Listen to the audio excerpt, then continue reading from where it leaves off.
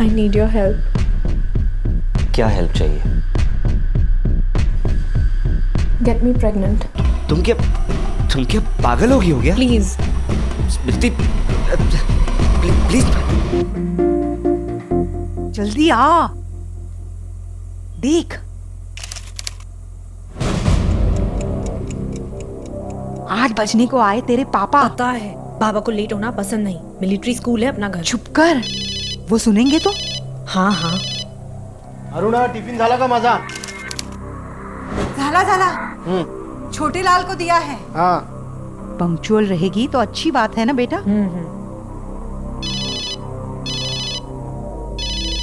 बात कर लीजिए ना, बार बार फोन आ रहा है। ऐसे लोगों से बात करने के लिए मेरे पास टाइम नहीं है बेटा, चलो। हो बाबा, मैं जा रही हूँ। जल्दी जा।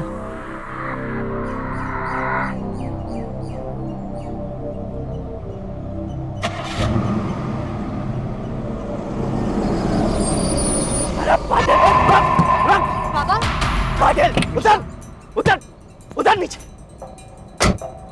मुझे ऑफिस से निकाल के तू ऑफिस जा रहा है? मिश्रा जी, आप शांत हो जाइए।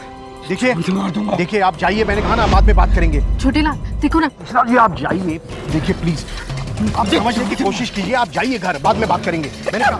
अरे मिश्रा जी, अरे आप घर जाइए।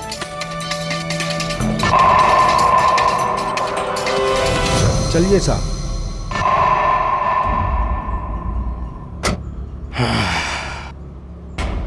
आर यू ओके बेटा? हाँ बाबा।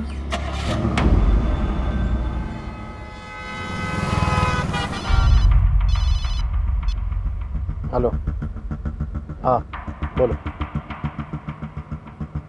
नहीं, पुलिस को इन्वॉल्व करेंगे तो बेचारा मिश्रा जेल जाएगा। मानता हूं कि उसकी गलती है, लेकिन उसकी भी कोई मजबूरी थी। नहीं, एक काम करो, अकाउंट्स में बोल दीजिए कि उसका पीपीएफ रिलीज कर दे।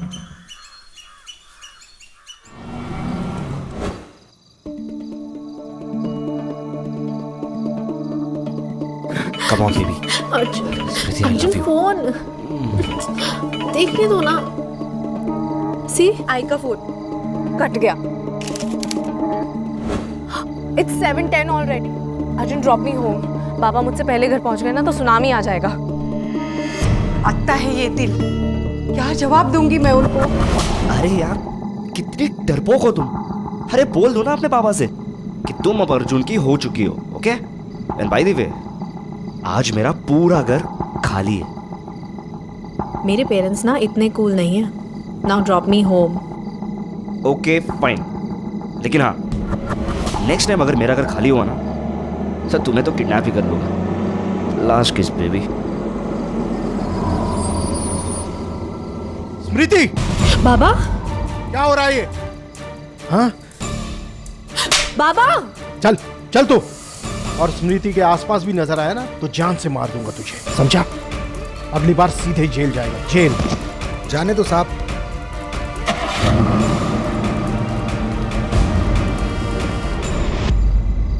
स्मृति, काय झालं? ये बात तो मुझे पूछनी चाहिए तुमसे। तुम्हारी बेटी कहां जाती है, किसके साथ जाती है, तुम्हें भी नहीं पता। और होगा भी कैसे? अपने आप पे ध्यान होता है तुम्हारा, घर पे बिल्कुल ध्यान नहीं। काय बोलता है तुम्ही? क्या हुआ है, कुछ तो बताइए। पूछो अपनी बेटी से। स्मृति, क्या हुआ है? क्या किया है तूने? यहाँ कोई कुछ कर सकता है? ये घर नहीं, जेल है।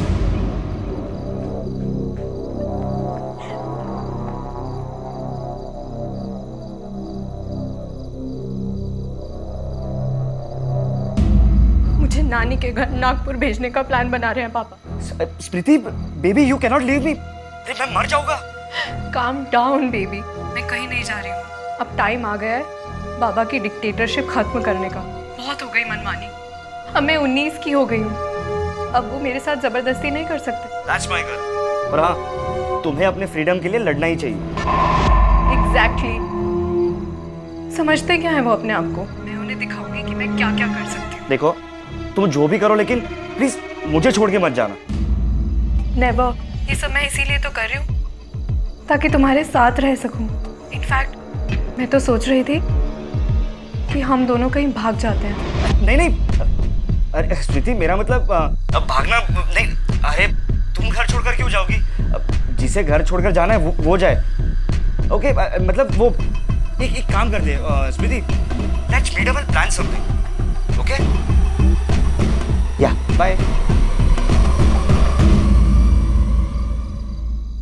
मैं कुछ करूं ना करूं, इस घर में जो भी हो रहा है ना उसकी जिम्मेदार मैं हूं।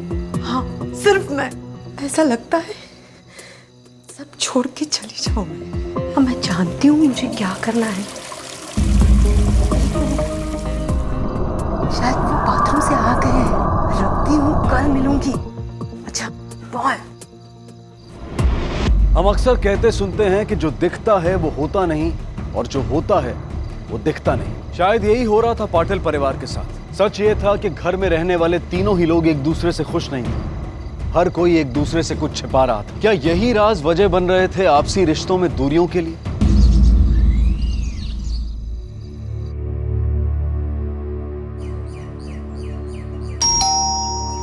साहब, अरे दरवाजा तोड़ोगे क्या? चाबी तो मेरे पास है।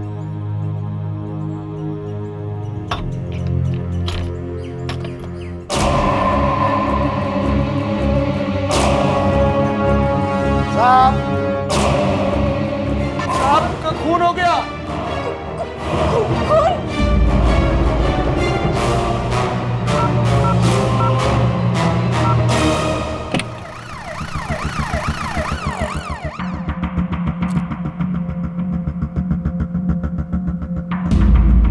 साहब, घर से सारा सामान गायब है। कैश, ज्वेलरी, सब कुछ। लगता है चोरी का मामला है। राउत, पता करो उस घर में काम कौन कौन करता है। ठीक है साहब। लाश सबसे पहले तुमने देखी थी?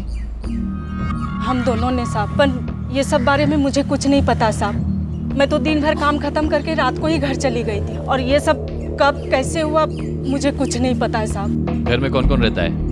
मैम साहब और स्मृति बेबी। बाकी घर वाले कहाँ हैं? साहब कुछ नहीं मालूम। नहीं मालूम?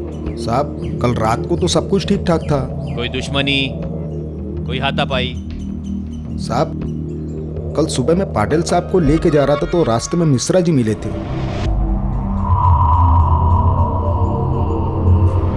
मिश्रा कौन है? साहब मिश्रा जी उनके यहाँ अकाउंट का काम देखते थे। पिछले महीने साहब ने उनको नौकरी से निकाल दिया। और हाँ साहब, कल रात में अर्जुन से भी साहब की कुछ कहा सुनी हो गई थी। अर्जुन? जी। ये कौन है? स्मृति के आसपास भी नजर आया ना तो जान से मार दूंगा तुझे, समझा? अगली बार सीधे ही जेल जाएगा। ठीक है, जा। राउत जी सर। ये घर में जितने भी लोग रहते हैं सबके बारे में पता करो। ये कहाँ जाते हैं, किससे मिलते हैं, क्या करते हैं। ये मिश्रा कौन है, अर्जुन कौन है, इनके भी एड्रेसेस निकालो।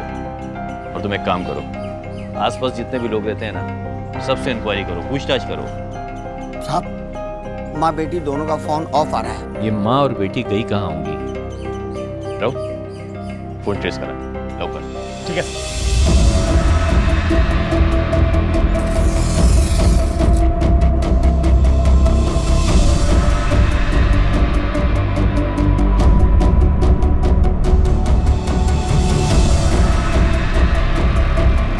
साहब मिसेस पाटिल और उसकी लड़की स्मृति दोनों की फोन की लास्ट लोकेशन उनका घर ही था, और उसके बाद उन दोनों का कोई आता पता नहीं। राउत, तुम एक काम करो, इन दोनों को मिसिंग पर्सन में रजिस्टर करो और दोनों की फोटो सर्कुलेट करवाओ। और साहब मला वाटतं की मिश्रा ने ही, क्योंकि उसी ने कल मिस्टर पाटिल को जान से मारने की धमकी दी थी। राउत, अगर मिश्रा ने मिस्टर पाटिल का कत्ल किया है तो सवाल ये उठता है कि स्मृति और मिसेस पाटिल किधर लापता है? तो उस लड़की का बॉयफ्रेंड हो सकता है। साहब मैंने जो भी किया वो पाटिल साहब के इशारे पे किया था। साहब उन्हीं के कहने पे मैंने कंपनी का पैसा शेयर मार्केट में डाला था, और जब वो पैसा डूब गया तो उसी बात का इल्जाम उन्होंने मुझ पे लगा के मुझे नौकरी से बाहर कर दिया। साहब ऐसा किसी के साथ भी होगा तो उसे गुस्सा तो आएगा ही ना साहब। गुस्से में आके तूने पाटिल का खून कर दिया? नहीं साहब, मैंने कुछ नहीं किया साहब। मैं तो उस दिन के बाद से पाटिल साहब को देखा भी नहीं।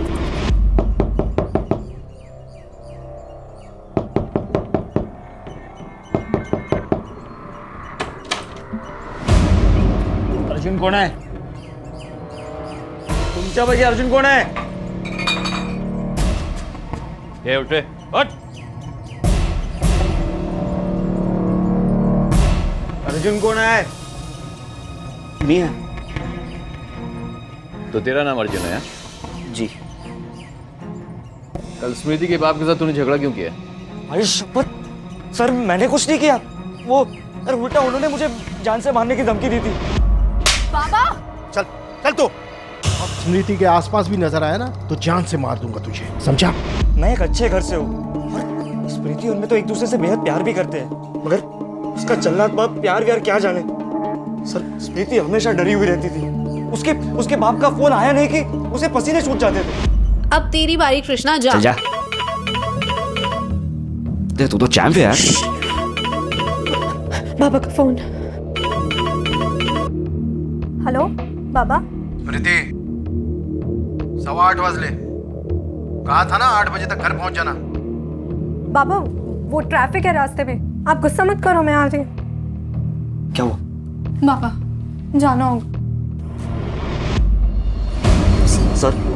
सर कोई लड़की को ऐसे मारता है क्या, और वो भी खुद की बेटी को? सर स्मृति के पापा तो उसे किसी भी बात पे मारते थे। Relax, okay? ये हुआ कैसे? मैथ में मार्क्स कम आए तो बाबा ने कान खींच दिया। कैसा बाप है तेरा? सर अब तो मुझे स्मृति की चिंता होने लगी है। कल रात से फोन ट्राई करो, फोन ही नहीं लग रहा। सोचा कि घर जाके मिल लूं, लेकिन अगर उसके खड़ूस बाप को पता चलता तो उसे और मारता था। तो कल रात तेरी ना स्मृति से बात हुई, ना ही तू उससे मिला? नहीं सर, मैं इन्हीं दोस्तों के साथ यहाँ कैरम खेल रहा था। कैरम खेल रहा था? इस लड़की को देखा? हाँ, ये तो अर्जुन के साथ कभी कभी बाइक पर बैठकर आती थी। इतनी सारी लड़कियों में यही एक शरीफ घर की लगती थी। यानी कि अर्जुन की और भी गर्लफ्रेंड है?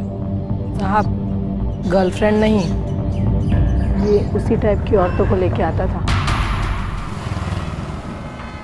अरे छोटे लाल, एक बात बताओ, तुम्हारा साहब है ना अपना पाटिल साहब, ये स्मृति पे हाथ उठाता था क्या?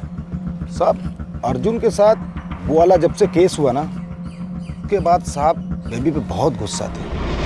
आज बताता हूँ तुम्हें आवारागर्दी करती है। आवारागर्दी। आज वो लड़के के साथ बहुत, आज के बाद घर से बाहर निकलना बंद तेरा कर। ठीक है, चला।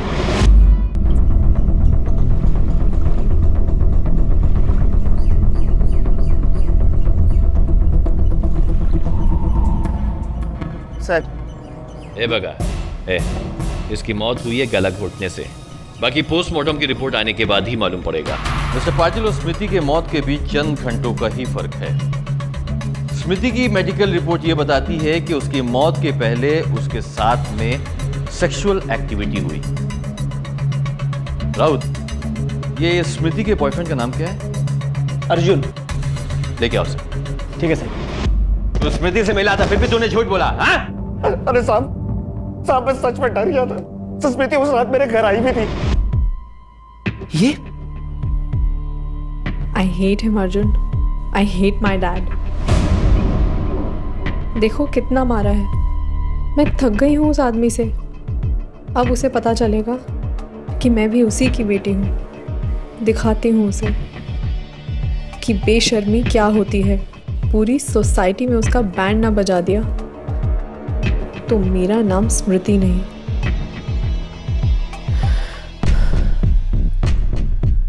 I need your help।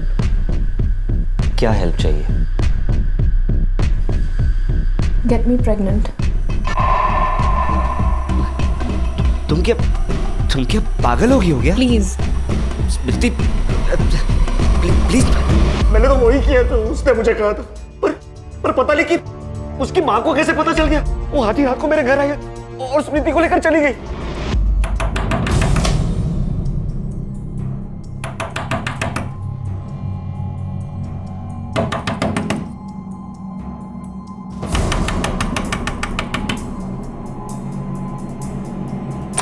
Smriti? Aunty? हाँ स्मृति, आई कहा अकेलास तू है? चल घड़ी चल, चल लवकर घरी चल। नहीं आई, मैं उस घर में दोबारा नहीं तुझे जाऊंगी। पता है ना तेरे बाबा का गुस्सा? अरे मुझे मार डालेंगे वो। तो तू बीच में बता। स्मृति, इसलिए मैं डर गया था, वरना सर मैं आपसे झूठ क्यों बोलूंगा? वक्त मारे लेके जा।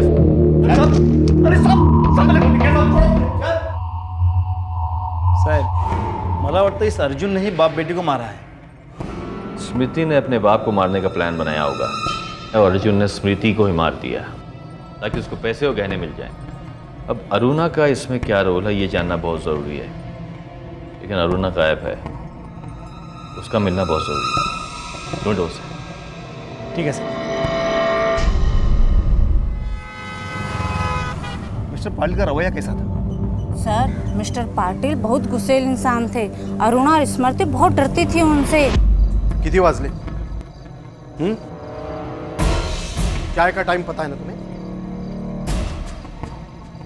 फिर भी तुम्हारी गप्पेबाजी खत्म नहीं हुई। लगता है फिर से समझाना पड़ेगा। अब भला चाय के लिए भी कोई इतना गुस्सा करता है क्या? साहब, मिसेस पाटिल के कॉल रिकॉर्ड से पता चला है कि वो एक नंबर पे बार बार फोन करती थी और वो नंबर किसी रोशन के नाम से रजिस्टर है। लेके आओ उसे। क्या बात कर रहे हैं सर? मुझे तो कुछ पता भी नहीं है और अरुणा ने भी मुझसे बात नहीं की। अरुणा से तुम्हारी फोन पे रोज बात होती थी ना? रोज तो नहीं पर अक्सर बात होती थी हमारी। कब से जानते हो उसे? बचपन की दोस्ती है हमारी। अरुणा की जिंदगी में ऐसा क्या काम है जो घंटों तुमसे फोन पे बात करके शेयर करती थी?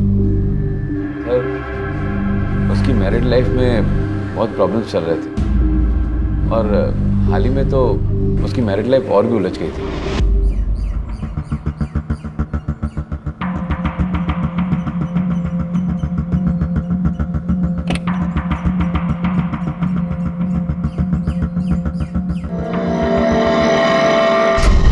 अरुणा, क्या हुआ तुम्हें? इतना अर्जेंटली मुझे बुलाया? अरुणा, बताओ अभी। चोट के निशान? ये सब कैसे हुआ अरुणा? अरुणा, बताओ अभी, कैसे हुआ ये सब? इस बार मैंने चाय बनाने में देर कर दी। अरुणा, इतने सालों से ये जुल्म तुम बर्दाश्त कर रही हो अरुणा। ये शादी तुम्हें खत्म कर देगी। अच्छा होगा कि ये किस्सा तुम ही खत्म कर दो। हाँ, बस बहुत हो गया। अब मैं इसे हमेशा हमेशा के लिए खत्म कर दूंगी।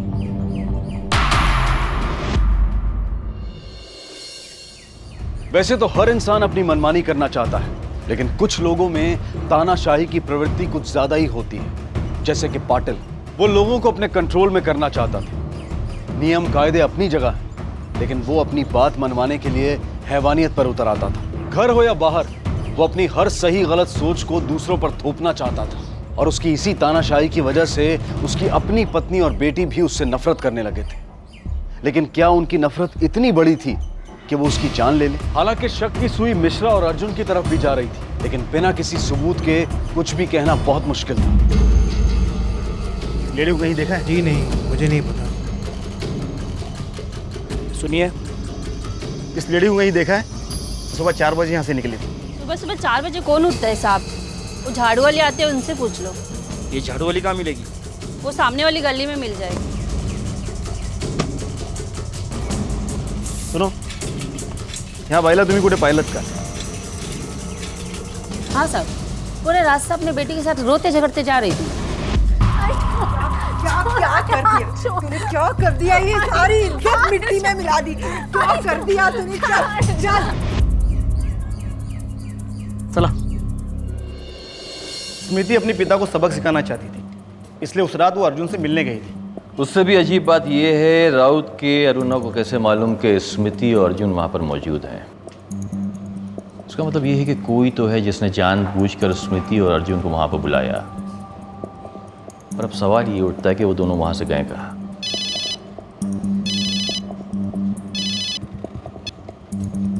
हेलो, ठीक है। और एक बात है, सर अभी अभी इन्फॉर्मेशन मिली है कि पाटिल एक ही एटीएम से महीने के हर 15 तारीख को 50,000 रुपये निकालता और ये एटीएम पाटिल के घर से और ऑफिस से काफ़ी दूर है। पाटिल के ड्राइवर को बुलाओ। ठीक है सर। साहब, पाटिल साहब की बातों को मैं कैसे बता सकता था? अरे वो मेरे लिए सब कुछ थे साहब, मैं उनका भरोसा कैसे तोड़ सकता था? बता सच, तेरा बॉस वहां पर क्यों जाता था? सच बता। साहब बता रहा हूँ साहब बता रहा हूँ साहब मीनल मेम साहब के यहाँ जाते थे। मीनल मेम साहब की गर्लफ्रेंड थी। अफेयर? ये आप क्या कह रहे हैं सर? मैं उनकी कंपनी में कंसल्टेंट हूँ। देखिए मीना जी, हकीकत क्या है ये हम अच्छी तरह से जानते हैं, इसलिए झूठ बोलकर पुलिस का वक्त आप जाया ना करें। ये एक मर्डर का केस है, उसकी आप एक सस्पेक्ट हैं, इसलिए बेहतरी आपकी यही होगी कि आप सच सच बताएं।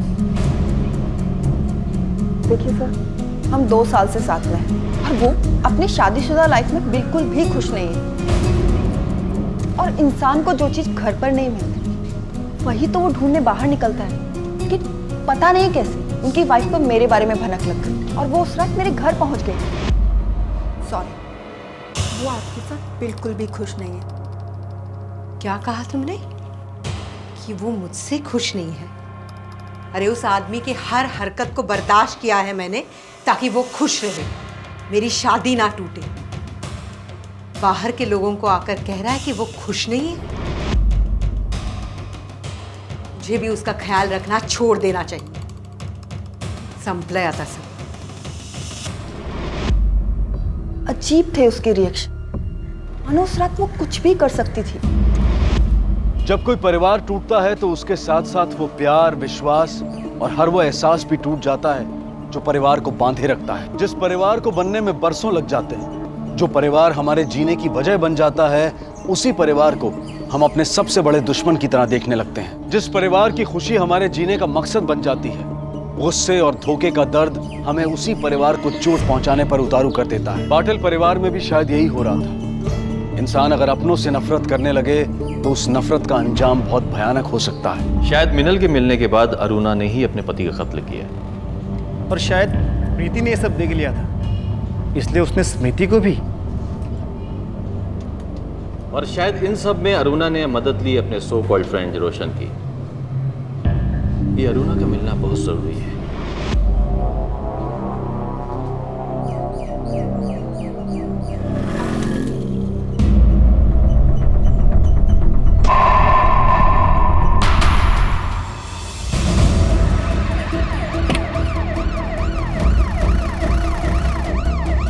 आइए यहाँ आइए।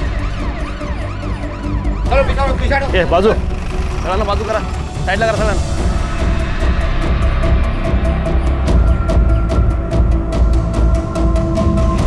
राउत, बॉडी को पोस्टमार्टम के लिए भेजो। ठीक है सर। आजकल ये क्रिमिनल्स पुलिस वालों को बेवकूफ़ समझते हैं। ये नया प्लेयर कौन है? शायद उस रोशन का घर ये करीबी है। चलो। देखिए मिस्टर रोशन, अब ज़्यादा स्मार्ट बनने की कोशिश मत कीजिए। मिसेस पाटिल की बॉडी आपके घर के बिल्कुल पास पाई गई है। सर, बॉडी मेरे घर के पास पाई गई है। इससे ये तो साबित नहीं होता ना कि मर्डर मैंने किया है, और मैं क्यों मारूंगा उसे? वो मेरे बचपन की दोस्त थी। पैसों के लिए आपने मारा मिसेस पाटिल को, क्योंकि हम जानते हैं कि आपको बिजनेस में बहुत बड़ा नुकसान हुआ है। सर, बिजनेस में अप्स एंड डाउन्स होते रहते हैं, और आप लोग असली किलर को छोड़ के क्यों मुझ पर अपना टाइम वेस्ट कर रहे हैं? मेरा हाथ नहीं है इस सब में। पोस्टमार्टम की रिपोर्ट ये बता रही कि मिसेस पाटिल की मौत 2 दिन पहले ही हो गई। मौत की वजह पॉइजनिंग। शरीर पे पाए हुए निशान ये साफ जाहिर करते हैं कि मरने से पहले मिसेस पाटिल ने अपने आप को बचाने के लिए काफी स्ट्रगल किया। अरे साहब, उस दिन झाड़ू वाले ने भी बताया कि उसने मिसेस पाटिल को सुबह सुबह अपनी बेटी को घसीटते ले जाते हुए देखा।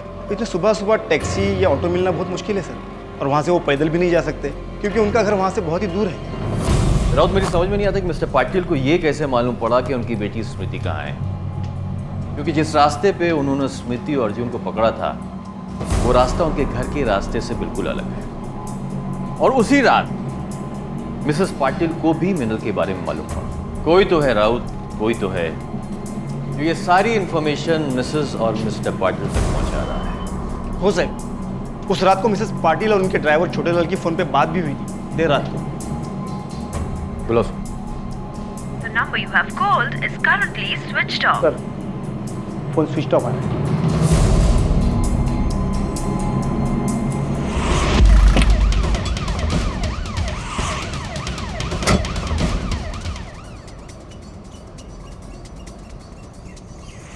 ए सुनो, ये छोटे लाल का घर किधर है? यहाँ से राइट सर।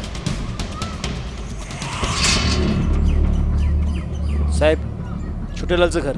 भगा है क्या? छोटे लाल, छोटे लाल, छोटे लाल है?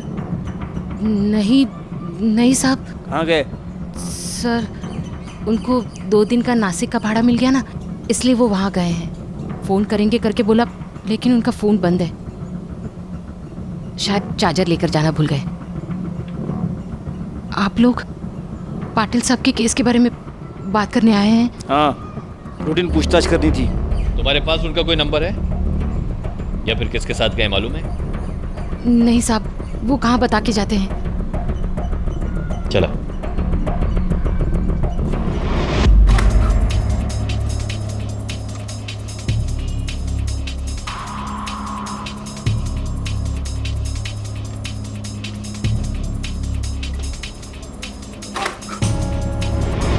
साहब, छोटेलाल की last call location Poona railway station के आसपास की थी और कॉल रिकॉर्ड से ये भी पता चला है कि वो मिश्रा के लगातार टच में था। उसके मकान मालिक ने यह बताया कि 4 दिन पहले उसने 6 महीने पुराना हिसाब चुकता किया और 3 महीने का किराया एडवांस में दिया।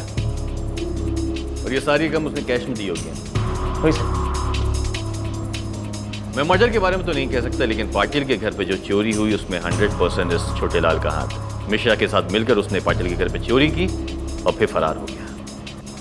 राउत, मिश्रा को लेकर आ।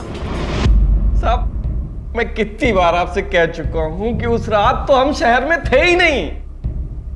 साहब लेकिन एक बात और है, ये छोटे लाल हमसे अक्सर बातें किया करता था, सब नौकरी छोड़ने के बाद भी। कभी पैसों के लेन देन की बात की उसने तुमसे? हाँ सर, शायद एक बार दारू के नशे में। अच्छा एक बात बताइए मिश्रा जी, पाटिल साहब हफ्ते में कितना पैसा लाते होंगे? कम से कम 10 लाख रुपए। और देख लेना छोटे लाल, एक दिन यही रुपया इसकी जान ले लेगा। छोटेलाल के कॉल रिकॉर्ड से हमें 2 अननोन नंबर मिले जिनसे उसकी अक्सर बात ही हुआ करती थी। मर्डर वाली रात को भी इन्हीं 2 नंबर से बात हुई।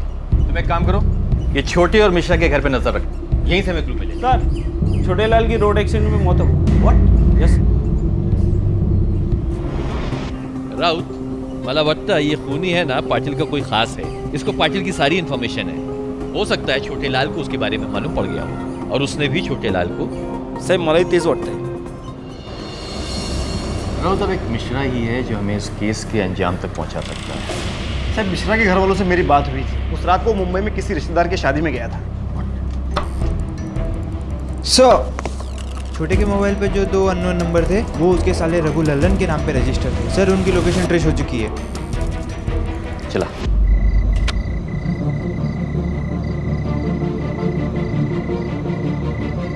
ये पकड़ा है, ये पकड़ो,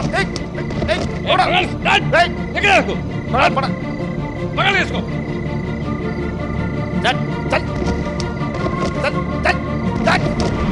देखो, मार खाने से अच्छा है कि तुम लोग सब कुछ सच सच बता दो।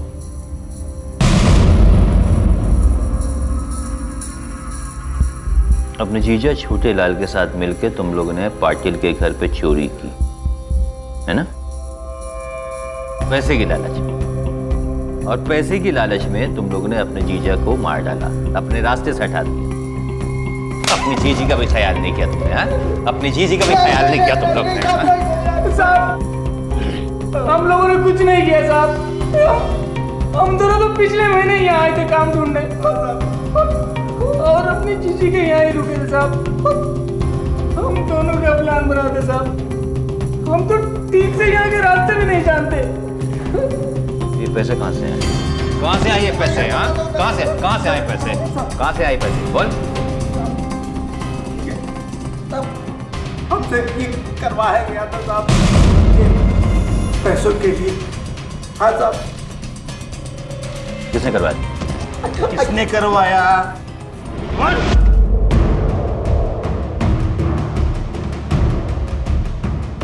साहब आप लोग मुझे यहाँ ऐसे क्यों लेकर आए हैं? साहब देखिए मेरा 8वां महीना चल रहा है साहब। आप लोगों को एक गरीब कमजोर औरत पर तरस भी नहीं आता क्या साहब? कमजोर औरत? साहब मुझे तकलीफ हो रही है, मुझे मेरी खोली पे जाना है साहब। हाँ।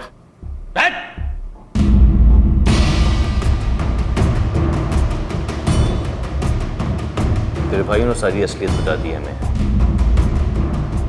मैं ये लिहाज नहीं करूंगा कि तू किस हालत में, इसलिए बेहतर तेरे लिए ये होगा कि तू सच सच बता दे, वरना मैं अपने हिसाब से अगर सच उगलवाऊंगा तो याद रखना। सच क्या है? साहब हम लोग गरीब है तो क्या इंसान नहीं है साहब? और वो साला पाटिल हमको इंसान ही नहीं समझता। आपको पता है उसने क्या किया? समझ में आ गया था उस पाटिल की नौकरी के भरोसे मेरा घर नहीं चल सकता, इसलिए मैंने अपने पति और भाइयों के साथ मिलकर प्लान बनाया कि अब हम पैसा निकालेंगे तो अपने तरीके से। मुझे पता था वो पाटिल अपने घर पे हर बुधवार को 10 लाख रुपया लेकर आता है।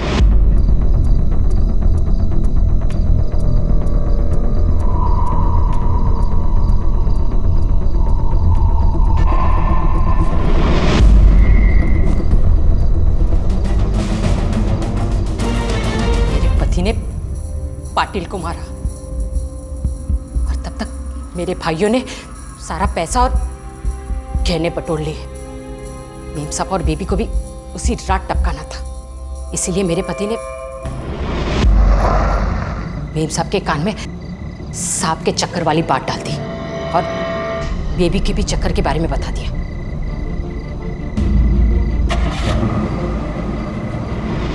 तुम लोगों ने उन दोनों को अर्जुन के घर से किडनैप कराया था ना? हाँ। छोटीला गाड़ी क्यों रोक दी? पाटिल की बेटी को तो रास्ते में ही हमने मारकर तालाब में फेंक दिया। चल, चल। और मिसेस पाटिल को तूने जिंदा रखा ताकि सारा इल्जाम तू उन पर डाल सके। जी। तू ये सब क्यों कर रही है? जितना बोला है ना उतना कर, वरना अपनी बेटी से हाथ धो बैठेगी तू। मेरी बेटी को कुछ हो गया है। मेरी बेटी को कुछ मत करना। चल लिख। लिखो उन दोनों को मारने के बाद मुझे जीने का कोई हक नहीं बनता है। मेरा पति 1 नंबर का नशेड़ी था। नशे के हालत में वो पागल हो गया था साहब। और यही वजह कि तूने उसे मार दिया? मारा नहीं साहब, मारना पड़ा। इस लूट में हम लोग 4 लोग थे। हम सबको 2.5 लाख और कुछ गहने मिले थे। इतना पैसा देखकर वो पागल हो गया था। साले छोटे, आजकल बहुत पैसे छलक रहे तेरी जेब से। एक ड्राइवर की पगार में इतनी है ऐसी? जरा हमें भी तो बता। यार छोटे लाल, तेरी कोई लॉटरी वॉटरी लग गई क्या? हाँ? पर तुम लोग सुनोगे ना पटके हाथ पे आ जाएगी। मैं छोड़ो, तुम लोगों के बस की बात नहीं है, जाने दो। तूने कौन सा तीर मार लिया? सब बकवास है। बकवास साले? तुम लोगों को मालूम है मैंने क्या किया है? मैंने उठ तू। दिमाग में भूसा भरा तेरे। क्या बकने जा रहा था तू? अरे पागल औरत, मैंने कुछ नहीं बताया। और मैंने रोका इसलिए, वरना तो सब बक देता तू। साले किसी को कुछ बताऊं, किसी को कुछ कहूं, तू कौन होती है रोकने वाली मुझे? मैं सबको बता दूंगा कि इस पूरे खेल की असली खिलाड़ी तू है, तू। उसकी इन हरकतों से लोगों को शक होने लगा था। मैंने उसे रोका तो उसने मुझे ही मारा। ये सारा प्लान मैंने बनाया। वो मुझे ही चुप कर रहा था, इसलिए मैंने सोचा उसको मैं हमेशा के लिए चुप कर दूं।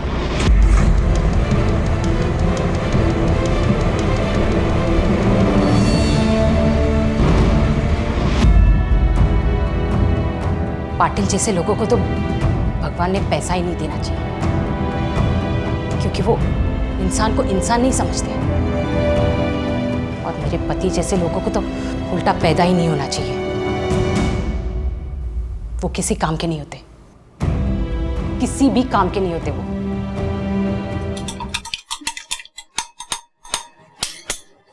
अरे मीनाक्षी, आली तू? हाँ। तू ऐसा कर, पहले भांडी घस दे। हाँ ठीक है। मैं रोहन को दूध दे के आती हूँ। रोहन, अरे रोहन उठ रे। अरे ये क्या हुआ? अभी तो 8:30 भी नहीं और तू इतनी जल्दी तैयार भी हो गया, और वो भी अपने आप। अरे आई, तुम भूल जाती हो ट्यूशन के में सरप्राइज मिलने वाला है।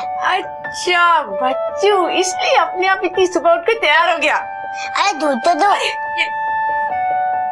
आई काउंट करो। अच्छा 1 2 3।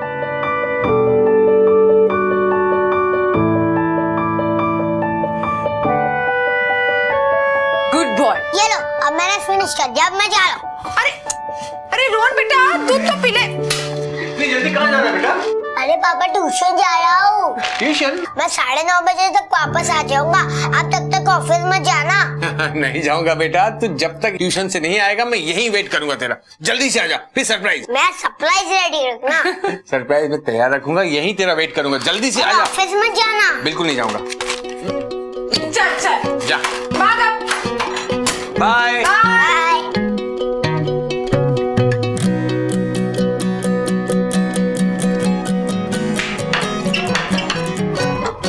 Good morning miss. अरे रोहन, आज तुम आधे घंटे पहले आ गए। तुम्हारा ट्यूशन तो 9 बजे होता है ना? आज मैं जल्दी उठ गया और जल्दी रेडी हो गया, इससे जल्दी आ गया। ओके चलो, कम इनसाइड। अच्छा यहाँ बैठ जाना, और कल तुमने जो पढ़ाई किया था ना उसे अच्छे से रिवाइज करना। मैं अभी आती हूँ।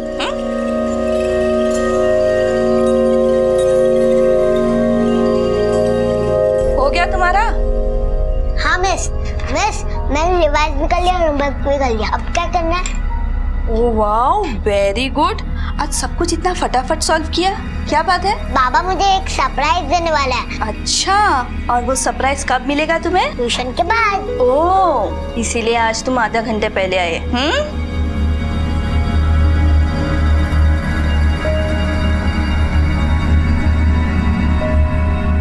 वेरी गुड, आज के लिए तुम्हारा होमवर्क हो गया। अब इसे बैग में रखो।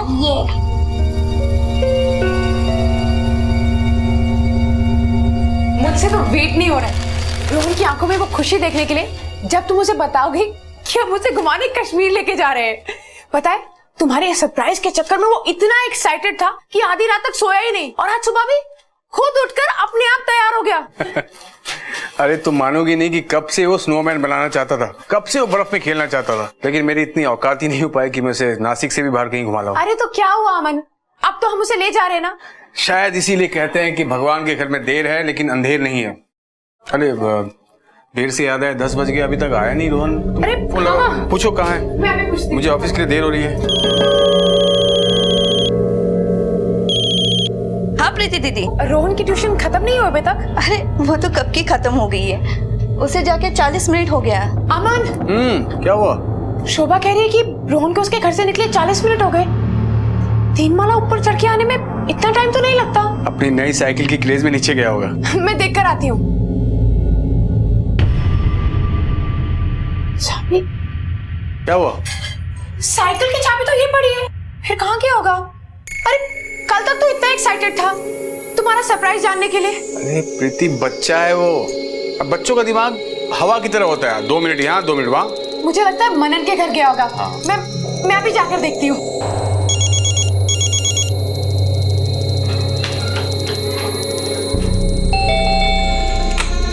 हाय पूजा। हाय। रोहन आया था क्या मनन से मिलने? मनन तो सो रहा है और रोहन तो आज दिखा ही नहीं सुबह से। क्यों, क्या हो गया? सब ठीक है ना? हाँ नहीं, एक्चुअली वो ट्यूशन से घर वापस नहीं आया तो मुझे लगा शायद मनन के पास आया हो। मैं शोभा से जाकर पूछती हूँ। हम लोग वीकेंड में कश्मीर पहुंचेंगे। अच्छा एक बात और, तब तक कुछ वेजिटेरियन रेस्टोरेंट्स के ऑप्शन निकाल के रखना आप लोग। अरे शोभा, अच्छा वो तो मिल गई। तुमने रोहन को कहीं जाते हुए देखा था क्या? मैंने उसे जाते हुए नहीं देखा, वो तो होमवर्क कर रहा था। उसके बाद बैग पैक करने बैठा और तब तक मैं किचन में चली गई और जब तक मैं किचन से आई तो जा चुका था। अरे वो तो सीधे घर जाने वाला था। मुझे बोल रहा था कि उसे बहुत बड़ा सरप्राइज मिलने वाला है और बहुत ही एक्साइटेड था। अच्छा ठीक है, मैं नीचे जाकर देखती हूँ। अरे नहीं, हमें कोई एक्स्ट्रा बेड नहीं चाहिए। अरे हमारे साथ ही सोएगा वो। 7 साल का बच्चा है मेरा, बहुत छोटा है। रोहन बेटा, वॉचमैन रोहन आया था क्या? देखा उसे? रोहन बाबा तो यहाँ नहीं आया। सारा दिन तो आप यहाँ बैठे रहते हो, किस लिए आपको रखा है? अरे आते जाते लोग को देखना चाहिए ना। मैम साहब हम सच बोल रहे हैं, हम यहीं पर थे, सिर्फ 2 मिनट के लिए गए थे बाथरूम करने के लिए। अरे पगार किस बात की लेते हो आप? काय जान प्रीति, क्यों चिल्ला रही है इसके ऊपर और इतनी घबराई हुई क्यों है? काकी वो रोहन कहीं नहीं मिल रहा है। 1 घंटा पहले शोभा के घर से ट्यूशन पढ़ के निकला था पर अभी तक घर नहीं आया और इससे पूछ रही हूँ कि सोसाइटी के बाहर गया तो बोलता है मुझे नहीं पता, मैंने नहीं देखा। तू घबरा मत, आ जाएगा वो। और ऐसा तो नहीं कि तुम्हें बिना बताए कहीं खेलने चला गया हो? रोहन को खेलने का बहुत शौक है लेकिन मुझे बिना बताए वो कहीं नहीं जाता। कुछ नहीं होता, भरोसा रख। आइए ना लौकर। घबरा मत, वो आ जाएगा और इसको बोल ढूंढने के लिए पूरे जहां। हाँ ठीक है काकी, तुम ऐसे करो सोसाइटी के बाहर जाकर देखो, कहीं वो बाहर ना हो। जी मैम साहब। नासिक की एक साधारण सी सोसाइटी में रहने वाले प्रीति और अमन की जिंदगी में सब कुछ सामान्य था। रोजमर्रा की घर गृहस्थी की चुनौतियां थी, कुछ पैसों की तंगी थी, लेकिन घर के चिराग 7 वर्षीय बेटे रोहन के साथ जिंदगी खुशहाल थी। लेकिन एक दिन उनका बेटा रोहन उनकी जिंदगी से कुछ रहस्यमय अंदाज में गायब हो गया। घर घर जाकर पूछा, हर जगह पता किया लेकिन बच्चा कहीं नहीं मिला। हैरान परेशान माता पिता पुलिस के पास जा पहुंचे। आपके बच्चे को गायब हुए कितना टाइम हो गया? सर 4 घंटे से ज्यादा हो गए। हमने उसे सब जगह देखा सर, उसकी ट्यूशन टीचर के घर, पड़ोसियों के घर और उसके दोस्तों के घर भी, सोसाइटी में भी देखा सर, लेकिन वो कहीं भी नहीं। बच्चे की कोई तस्वीर? रोहन नाम है इसका।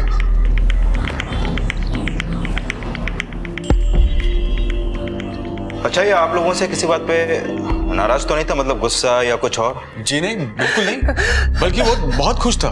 पापा कंपाउंड में इतनी अच्छी साइकिल खड़ी है कि उसका प्लास्टिक भी नहीं निकला। पापा उसका कलर भी मेरा फेवरेट है। ये तो देखना पड़ेगा किसका है। चलो ना बाबा, आ रहा हूँ बेटा। चलो ना बाबा। अच्छा कहाँ से कि बताओ। अरे वाह, ये तो वाकई भी बहुत खूबसूरत साइकिल है। किसकी है? पता नहीं बाबा, मुझे भी तो नहीं पता, पता करना पड़ेगा किसको इतनी अच्छी साइकिल मिल गई। शायद मुझे पता है, इसकी चाबी शायद मेरे पास है। रोहन बेटा, मैंने लास्ट ईयर प्रॉमिस किया था ना कि तुम्हें नई साइकिल दिलाऊंगा। जब तुम क्लास में फर्स्ट आए थे उस वक्त नहीं दिला पाया, इसलिए ये तुम्हारी नई cycle. I love you Baba. I love you too बेटा। ए, रोहन की साइकिल, रोहन बैठा है साइकिल पे। और सुनो, तुम्हारे लिए एक और सरप्राइज है। क्या बाबा? चल के देखते हैं। मेरा गिफ्ट, मेरा गिफ्ट, मेरा गिफ्ट, मेरा गिफ्ट। ये देखो। हैरी पॉटर है पापा। हाँ खोल के देखो। अरे खोलो फटा। चलो खोल चल हमें खुद खोल अरे हम हैरी पॉटर बाबा, ये तो मेरा फेवरेट है। मुझे पता था। थैंक यू पापा। अरे लव यू बेटा, लेकिन ये तो पिछले बर्थडे का गिफ्ट है। अभी तो न्यू ईयर भी आ गए। तो न्यू ईयर का भी गिफ्ट होना चाहिए ना। वो है टीवी के पास। रोहन मेरा चैंपियन बेटा। देखो पापा क्या लाए रोहन के लिए। अरे वाह, थैंक यू पापा। लव यू बेटा। अच्छा सुनो तुम दोनों, इन सब से बड़ा एक सरप्राइज है मेरे पास। क्या है पापा, प्लीज बताओ। आज तो नहीं बताऊंगा, मैं कल सुबह बताऊंगा। अब बाबा का सरप्राइज है, आई को कैसे पता? मैं तुम दोनों को कल सुबह ही बताऊंगा। कल सुबह तो मैं ट्यूशन चले जाऊंगा और अब ऑफिस चले जाओगे। जब तक तुम ट्यूशन से नहीं आओगे तब तक मैं कहीं नहीं जाऊंगा, और सरप्राइज मैं कल तुम्हें देकर ही रहूंगा। प्रॉमिस? प्रॉमिस। 2 साल के पेंडिंग गिफ्ट्स आपने एक ही साथ दे दिए। क्या काम करते हैं आप? सर मैं कंस्ट्रक्शन साइट पर सुपरवाइजर। हम लोग मिडिल क्लास फैमिली से हैं सर। एक नौकरी ही है जिससे घर चलता है, ज्यादा कुछ अफोर्ड नहीं कर सकते हैं सर। ज्यादा कुछ अफोर्ड नहीं कर सकते तो फिर इतने सारे तोहफे कैसे दे दिए आपने? मेरी इतनी औकात कहाँ सर कि मैं कुछ गिफ्ट दे पाऊं अपने बेटे को। आज तक एक बर्थडे गिफ्ट नहीं दे पाया उसको। वो कोल्हापुर में मेरे काका रहते थे जो कुछ दिन पहले गुजर गए। उनकी अपनी कोई फैमिली नहीं थी। 20 लाख वो मेरे नाम छोड़ गए। रोहन को आज तक जो खुशियां मैं दे नहीं पाया वो इसी पैसों से भरपाई हो रही थी। बहुत खुश था रोहन, कहाँ चला गया? और कितने लोग हैं जो इन पैसों के बारे में जानते हैं? I mean, कोई ऐसा भी है जिसे आपको ये पैसे मिलना अच्छा ना लगा? हाँ सर अमन के दूर का एक भाई है, वो हमारे घर आया था सर। वो अपना हिस्सा मांग रहा था सर, झगड़ा कर रहा था अमन से, और उसने ये भी कहा कि अगर हमने उसको उसका हिस्सा नहीं दिया तो अंजाम अच्छा नहीं होगा। कौन है ये भाई? कहाँ रहता है? वो कोल्हापुर में रहता है, चंदन साहब नाम है उसका, पर कुछ दिनों से यही नासिक में है, ऐश्वर्या लॉज में रुका हुआ है शायद। इस चंदन का नंबर है आपके पास? जी सर। आप जिस नंबर पर कॉल करने की कोशिश कर रहे हैं वो फिलहाल बंद है। सर उसका नंबर स्विच ऑफ है। आप चिंता मत कीजिए, आपका बच्चा मिल जाएगा। पाटिल, टीम तैयार करो और साइबर सेल को अलर्ट करो। देखिए हम आपके घर का फोन टैप करेंगे। अगर आपका बच्चा किडनैप हुआ है तो किडनैपर का फोन पैसे के लिए जरूर आएगा। हमारे बच्चे को बचा लीजिए।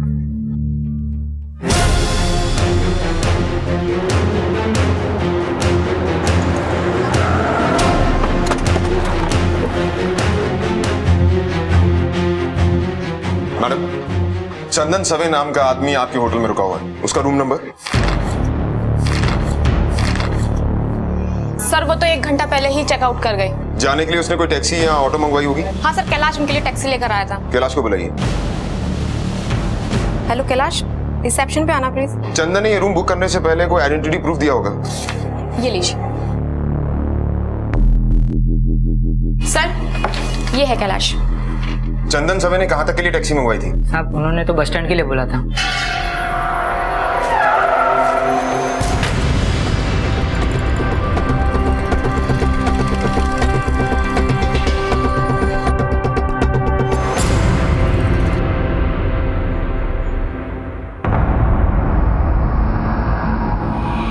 तेरा नाम चंदन है? हाँ साहब, लेकिन क्या हुआ? चल पुलिस स्टेशन। लेकिन क्या हुआ साहब? मैंने चल। अरे मुझे क्यों पकड़ के ले रहे हैं? लेके चलो इसे। सर तेरा मोबाइल क्यों बंद है? फोन चार्ज करना भूल गया था साहब। मैंने कुछ नहीं किया है साहब। क्या बोला था तूने अमन को? पछताना पड़ेगा। हाँ? वो मेरे भी काका थे साहब। उनके आखिरी दिनों में सिर्फ मैं ही उनका हालचाल लेने जाता था साहब। कोई झांकने तक नहीं आता था साहब उधर। और ये अमन, इसने एक बार भी साहब फोन करके उनका हालचाल तक नहीं लिया। और मुझे बाद में पता चला कि काका का सारा पैसा अमन को मिल गया साहब। मुझे बहुत बुरा लगा था साहब। इतना कि तूने उनके बच्चे को किडनैप कर लिया? नहीं साहब, मैंने ऐसा नहीं, बिल्कुल नहीं किया साहब। मैं तो बस अपनी बात रखने के लिए अमन के घर गया था साहब। सारा पैसा तुम नहीं रख सकते। जैसे तुम उनके रिश्तेदार थे ना, वैसे मैं भी उनका रिश्तेदार था। अमन, आधा पैसा मेरे को देना पड़ेगा। हाँ, मैं बता देता हूँ। देखो चंदन, तुम बेकार ही गुस्सा हो रहे हो। काका ने ये पैसे मुझे दिए हैं, इसका मतलब मेरा है। और काका ने कुछ सोच समझ के ही फैसला लिया होगा ना। इतने सालों तक मैंने ध्यान रखा उनका, समझा? चक्कर लगाता था उनका। वो पैसा देने का बारी आया तो तुम्हारा पैसा, तुमको दिया पैसा। ध्यान रखा, चक्कर लगाते। अरे काका को भी पता था और सबको पता था कि तुम किस मकसद के लिए चक्कर लगाते थे। देखो अमन, साफ साफ बात है, 20 लाख में से आधा हिस्सा मेरा पास। सराफत से पैसा दे दो मेरे को, नहीं तो मेरे को पैसा लेना आता है, मैं बता रहा हूँ। तुम ऐसे मेरा हक नहीं मार सकते। 2 दिन के लिए इधर होटल ऐश्वर्या में रुका हूँ। देखो 2 दिन का वक्त है, तुम सोच लो। हाँ, वरना बहुत पछताना पड़ेगा, मैं बोल दे रहा हूँ। वो सब मैंने गुस्से में बोला था साहब, मैं क्रिमिनल नहीं हूँ साहब, और रोहन मेरे बेटे के जैसा है साहब। देख, तेरी कुंडली हम निकाल ही लेंगे, तेरे लिए अच्छा होगा कि तू सब सच सच बता दे। साहब आई शपथ मैंने कुछ नहीं किया है साहब, मैं आपको बता चुका हूँ साहब, मैं ऐसा नहीं कर सकता हूँ साहब। तांबे, साहब मैं हाथ जोड़ के आपसे विनती कर रहा हूँ साहब, मैंने कुछ नहीं किया है सर। सर इसके कॉल डिटेल्स के लिए बोल दिया है, कल तक आ जाएगा, और होटल में पूछताछ की है। किडनैपिंग के समय ये होटल में ही था। प्रीति और अमन के फोन टैप हो रहे हैं ना? हाँ सर, मोबाइल के साथ लैंडलाइन भी टैप कर रहे हैं। अपना एक साइबर सेल ऑफिसर उनके घर पे सेटअप कर रहा है। कहते हैं कि पैसा अच्छे अच्छों का ईमान हिलाकर रख देता है, फिर क्या अपना और क्या पराया। चंदन झूठ बोल रहा था या सच, ये तो जल्द ही पुलिस की तहकीकात से पता चल जाएगा। लेकिन रोहन के माता पिता पर जो बीत रही थी उसकी कल्पना भी नहीं की जा सकती। वक्त ने अजीब सा मजाक किया था उनके साथ। पैसों के अभाव में जी रहे इस परिवार के पास जब धन आया तो उनकी जिंदगी की सबसे बड़ी खुशी उनका बेटा कहीं खो गया। इतना तो साफ हो गया था कि इस अपराध के पीछे अमन का भाई चंदन हो या फिर कोई और, लेकिन रोहन को गायब करने के पीछे लक्ष्य सिर्फ वो पैसे ही थे। लेकिन ताज्जुब की बात यह थी कि फिरौती को लेकर अमन को अब तक कोई कॉल नहीं आया था, या फिर शायद आने वाला था।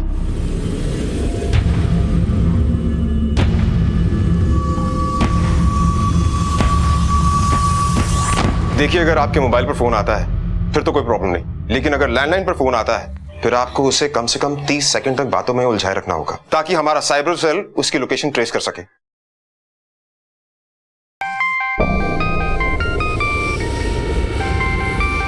देखिए प्लीज।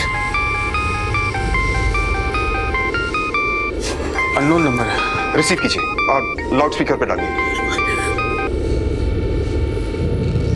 हेलो हेलो मिस्टर अमन वागले जी, बोल रहा हूँ सर। मैं MNS टूर्स एंड ट्रेवल से बोल रहा हूँ। आपका होटल बुक हो गया है, वेजिटेरियन रेस्टोरेंट्स की लिस्ट भी निकाल ली है। और एक बात sir, if you want we can provide a complimentary bed also, बिना किसी एक्स्ट्रा चार्ज के। देखिए, प्रोग्राम में थोड़ा सा चेंज हुआ है, हम इस वीकेंड में नहीं आ रहे, अगले वीकेंड में पक्का आएंगे हम। और हमें कोई एक्स्ट्रा बेड की जरूरत नहीं है, हमारा बेटा हमारे साथ ही सोएगा। Thank you.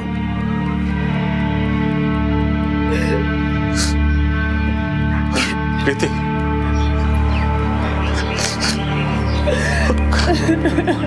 रोहन को कुछ नहीं होगा, वो आ जाएगा, रोहन को वापस ला। कुछ नहीं होगा उसको।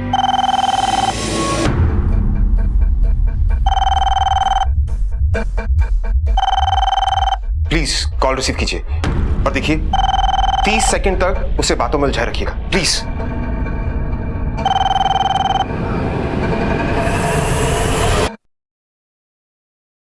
हेलो अमन। हाँ जी, बोल रहा हूँ। बहुत माल आ गया ना तेरे पास, चल अभी थोड़ा ढीला कर। रोहन तेरे को वापस चाहिए ना? कौन बोल रहा है? क्या चाहिए तुम्हें? और रोहन तुम्हारे पास कैसे? कौन बोल रहा है? बता रहा हूँ, ध्यान से सुन। ज्यादा नहीं, रोहन को घर छोड़ने का सिर्फ 15 लाख लगेगा, वो भी कैश। कल फोन करके टाइम और लोकेशन बता देता हूँ। और सुन, अगर रोहन चाहिए तो पुलिस को दूर रखना, और डेड बॉडी चाहिए तो अभी जा सकता है। हमें कैसे मालूम कि रोहन तुम्हारे पास है? उसका टेंशन मत ले, तेरे लिए गिफ्ट भेजता हूँ ना। हेलो हेलो सर, लोकेशन तो पास का ही है, पंचवटी रोड, PCO का नंबर है। सर, ये बहुत बड़ी लीड मिली है, आधे घंटे पहले ही फोन आया है। अब तक तो वो किडनैपर निकल गया होगा, पर PCO वाले से डिस्क्रिप्शन मिल जाएगा।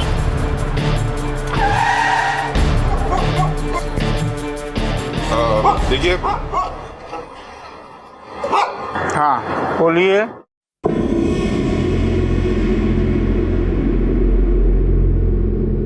देखिए, हम पुलिस डिपार्टमेंट से हैं, आपसे कुछ इन्फॉर्मेशन चाहिए। पूछिए। 1 घंटा पहले किसी ने यहाँ से फोन किया था, आप उसे जानते हैं? नहीं साहब, वो 1 घंटा बहुत टाइम होता है, उसमें तो बहुत से लोग आके चले गए, और फिर मैं कैसे किसी को पहचान सकता हूँ?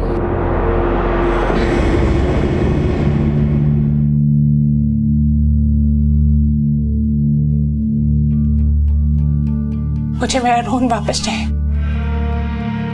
प्लीज उसे वापस ले। पता नहीं वो कहाँ होगा, कैसा होगा, उसने कुछ खाया भी होगा या नहीं। उनको पैसे चाहिए ना, तो तुम सारे पैसे दे दो, जब पैसे नहीं थे हमारे पास तब भी तो खुश थे ना हम। प्रीति, बात पैसे की नहीं है। अरे मैं सारे पैसे देने के लिए तैयार हूं, लेकिन यकीन कैसे करोगी उन पे? अगर उन्होंने पैसे लेकर भी रोहन को वापस नहीं किया तो देखो, पुलिस कार्रवाई कर रही है, सब ठीक हो जाएगा। याद है ना उन्होंने क्या कहा था कि अगर हमने पुलिस को बताया तो वो हमारे रोहन को। प्रीति, ऐसा कुछ नहीं होगा, मैं सब ठीक कर दूंगा। रोहन आ जाएगा, तुम हिम्मत रखो बस।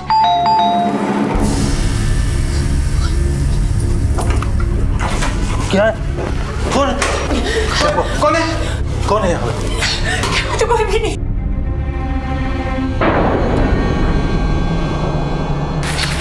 क्या है? किसका है ये? रोहन का। रोहन की टी-शर्ट है जो उसने कल पहनी थी। ये आगे जाए। बेटा रोहन। रोहन। बेटा। रोहन। बेटा रोहन। रोहन बेटा। ये कौन? एक काम करो, सुनो, तुम गेट की तरफ देखो, मैं टेरेस पे देखता हूँ। ठीक है।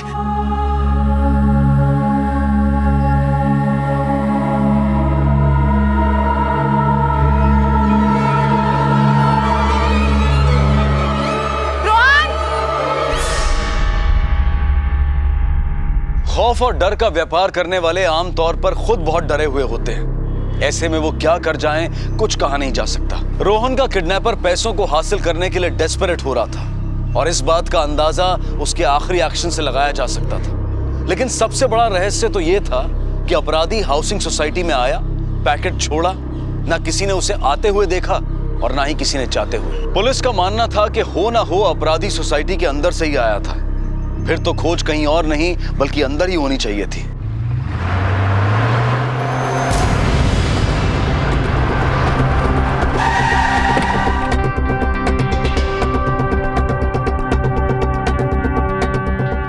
कमाल की बात है सर, इस बिल्डिंग में कोई आता है, एक पैकेट छोड़कर जाता है और 20 सेकंड में गायब भी, और उसे किसी ने देखा भी नहीं। वो हमारे आसपास है, या तो वो इस बिल्डिंग में रहता है या फिर इस बिल्डिंग में काम करता है, जिसे सबने देखा है लेकिन कोई नोटिस नहीं कर पा रहा। वॉचमैन। कौन था वो? क्या नाम था उसका जो ये पैकेट छोड़ कर गया? पता नहीं साहब, हमने यहाँ पर किसी को आते जाते नहीं देखा साहब। जीता जागता आदमी आता है, पैकेट छोड़ता और निकल जाता है, और तूने इसे देखा नहीं? सच बता रहे साहब, हमने नहीं देखा किसी को भी आते, और ये पैकेट कहाँ से आ गया हमको नहीं मालूम है। ये ऐसे नहीं मानेगा, डालो इसको अंदर। चल साहब, हम गरीब आदमी साहब, हमने कुछ नहीं किया साहब, छोड़ दीजिए साहब। नौकरानी का क्या नाम है? सर मीनाक्षी। उसे भी लेकर आओ। Okay sir. तेरा कहना है तू गेट से हटा नहीं, ना ही कोई बिल्डिंग में आया और ना ही कोई गया, तूने कुछ नहीं देखा। तो वो आदमी कहाँ गया जिसने ये टी-शर्ट अमन के घर के बाहर रखी? हाँ? गायब हो गया, हवा के साथ उड़ गया, बोल कहाँ गया? साहब हमको नहीं मालूम वो आदमी कहाँ गया, हम कसम खा के कहते हैं साहब।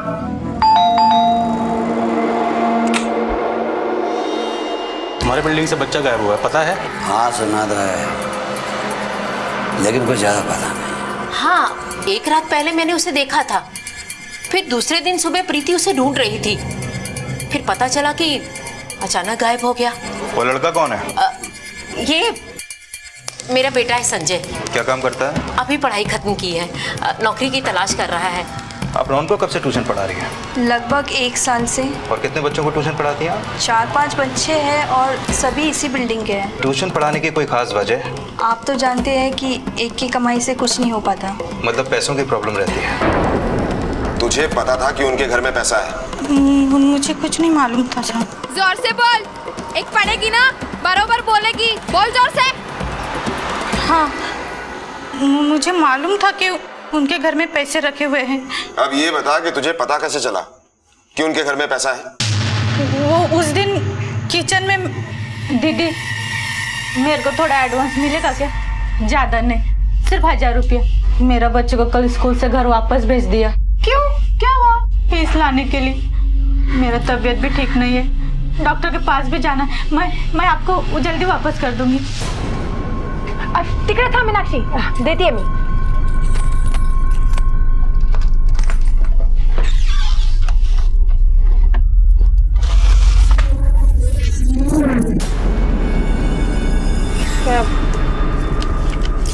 ये ले, रख। दीदी, मेरे को तो एक 1000 चाहिए।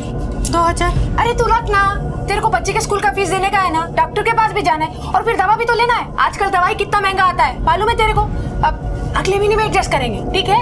अब अपनी किडनैपिंग का प्लान बता, किसके साथ बना है किडनैपिंग का प्लान? बोल, रोहन को कहाँ रखा है? आप ये क्या बोल रहे हो साहब? मैं रोहन पापा को अपने बच्चे के जैसा प्यार करती हूँ। मैं उसको कैसे? नहीं साहब, मैंने कुछ नहीं किया, मुझे कुछ नहीं मालूम, मुझे कुछ नहीं मालूम, मैंने कुछ नहीं किया, मैं सच बोलती हूँ साहब, मुझे कुछ नहीं मालूम।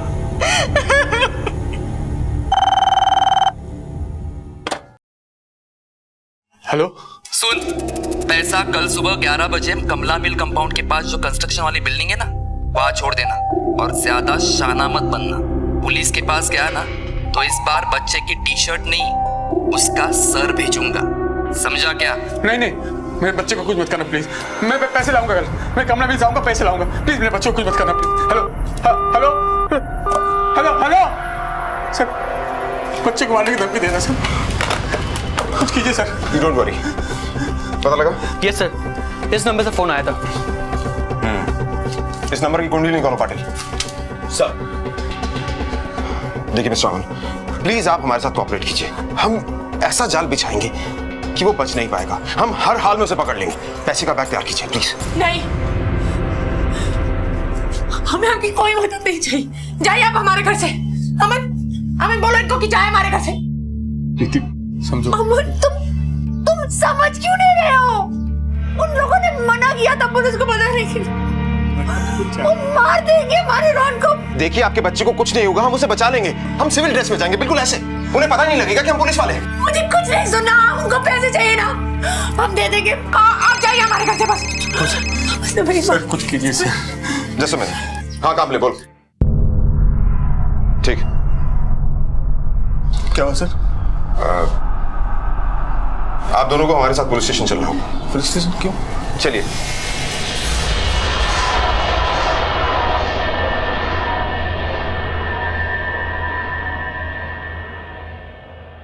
इस बैग को पहचानती हैं आप?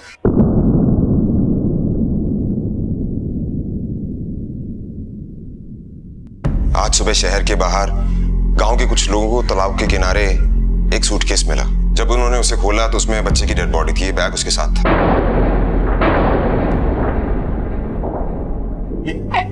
ऐसा एंग्री बर्ड्स वाला बैग तो मेरे रोहन के पास भी था, लेकिन सर ये मेरे रोहन का नहीं है। अरे ऐसा बैग बहुत कॉमन है, सब बच्चों के पास होता है। नहीं, अरे नहीं अमन, ये बॉटल भी बहुत कॉमन है सर। मेरे रोहन को कुछ नहीं हुआ सर।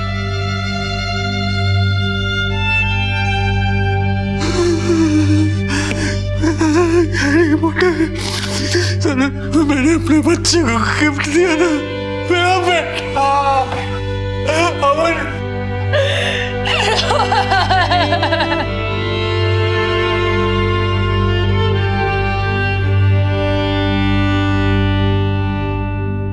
अमन और प्रीति की दुनिया एकाएक अंधेरे में खो गई। उनके जीवन का चिराग बुझ गया। सिर्फ चंद रुपयों के लिए किसी ने उनके आशियाने को तहस नहस कर दिया। प्रीति और अमन के केस में अचरज की बात तो यह थी कि अपराधी ने बिना पैसे लिए ही रोहन को मार दिया, लेकिन क्या वो अब भी बच पाएंगे?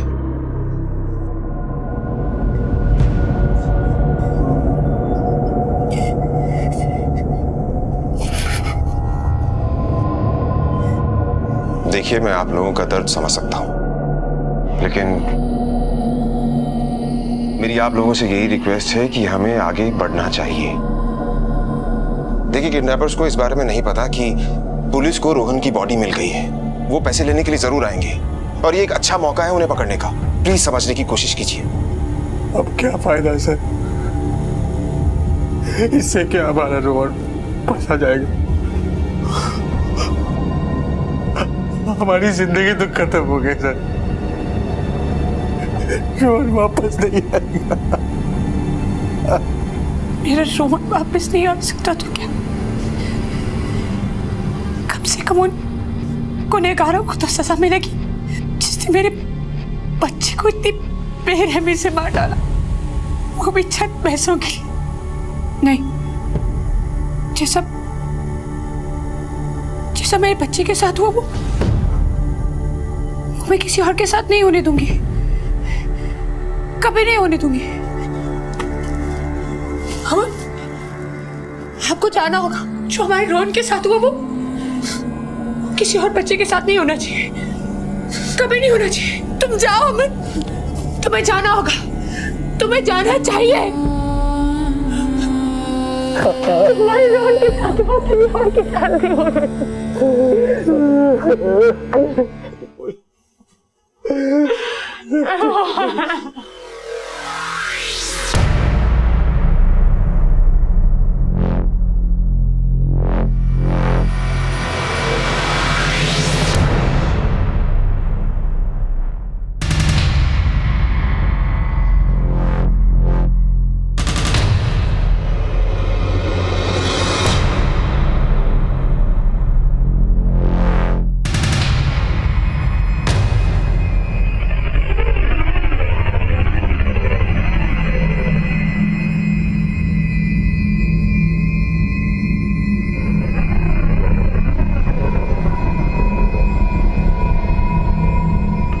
Patil, be alert. Yes sir.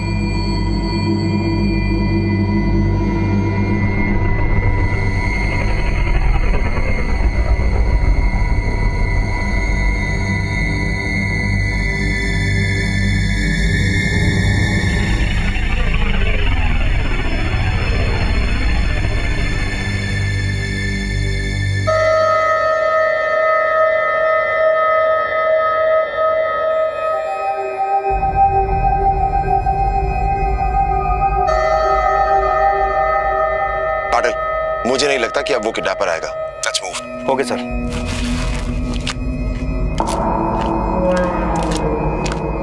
Sir लगता है कुछ गड़बड़ है। सामे, बैग उठाओ। पाटिल, उसे पता कैसे चला कि हम लोग वहां पर हैं? वरना मुझे कोई रीजन समझ में नहीं आ रहा उसके बैग वहां से ना उठाने का। सर जिस मोबाइल से फिरौती के रकम के लिए फोन आया था वो प्रीपेड कार्ड था और उस कॉल के बाद से वो नंबर ऑफ है। सर रिकॉर्ड से पता चला है कि इसी नंबर से धुले जिला के अंबेडकर नगर में किसी से 3 बार बात हुई है और जिस व्यक्ति से बात हुई है सर उसका नाम महेश नाइक है और ये है उसका डिटेल्स।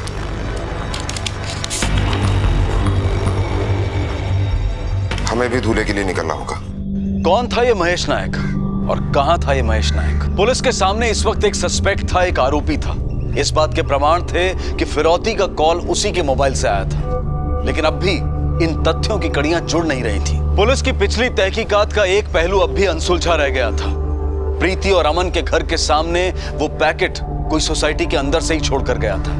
तो क्या ये महेश नाम का सस्पेक्ट उस वक्त सोसाइटी में ही मौजूद था? अपराधी और कानून के बीच में अब शायद कुछ ही लम्हों और कुछ ही कदमों का फासला रह गया था।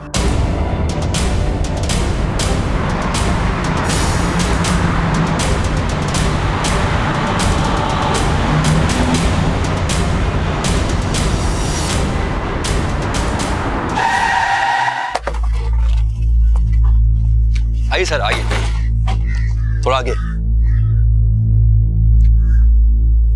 आइए सर, यही हो घर। अरे यहाँ तो ताला लगा हुआ है। सर उस औरत से पूछते हैं। सुनिए जरा। बोला साहब। ये सामने वाले घर में ताला बंद है, क्या आप बता सकती हैं ये लोग कहाँ गए हैं? नहीं साहब, माहित नहीं। आपको कुछ आइडिया है कि इस घर में कौन रहता है, क्या करता है, क्या नाम है उसका? नाम तो नहीं पता, पर हाँ ये आदमी अजीब सा है, अकेला रहता है, कोई फैमिली भी कभी देखी नहीं उसकी। पता नहीं क्या करता है क्या नहीं करता है, कुछ पता नहीं चलता। इससे पहले कब देखा था? ये सोमवार से तो वो आया ही नहीं है। पाटिल, हम लोग सही ट्रैक पर हैं। एक काम करते हैं, इस घर की तलाशी लेते हैं। जी सर। चलिए। तांबे। Yes sir. तोड़।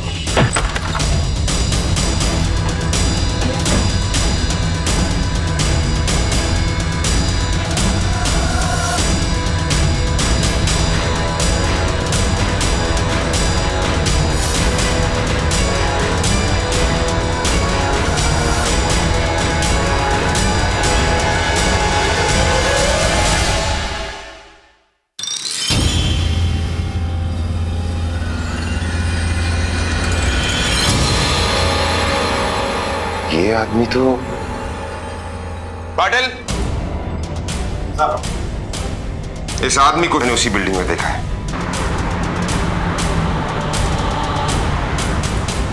इस तस्वीर को सब लोग ध्यान से देख लो। ये वही आदमी है। बिल्डिंग में जाकर बिल्डिंग के हर फ्लैट, हर आदमी से पूछताछ करो।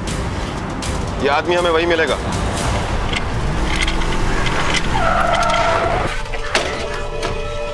किसे देख, नहीं रहता है क्या ये?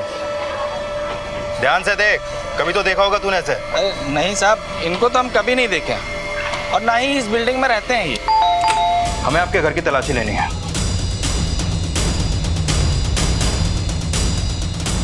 सर, कोई नहीं है। इस आदमी को पहले आपने कभी देखा है? इसे जानती हैं?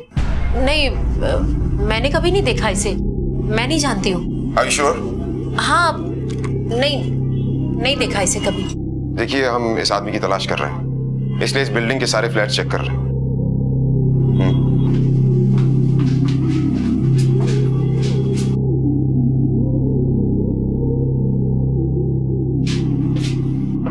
नहीं है। सर, इनके अलावा इस घर में कोई नहीं है।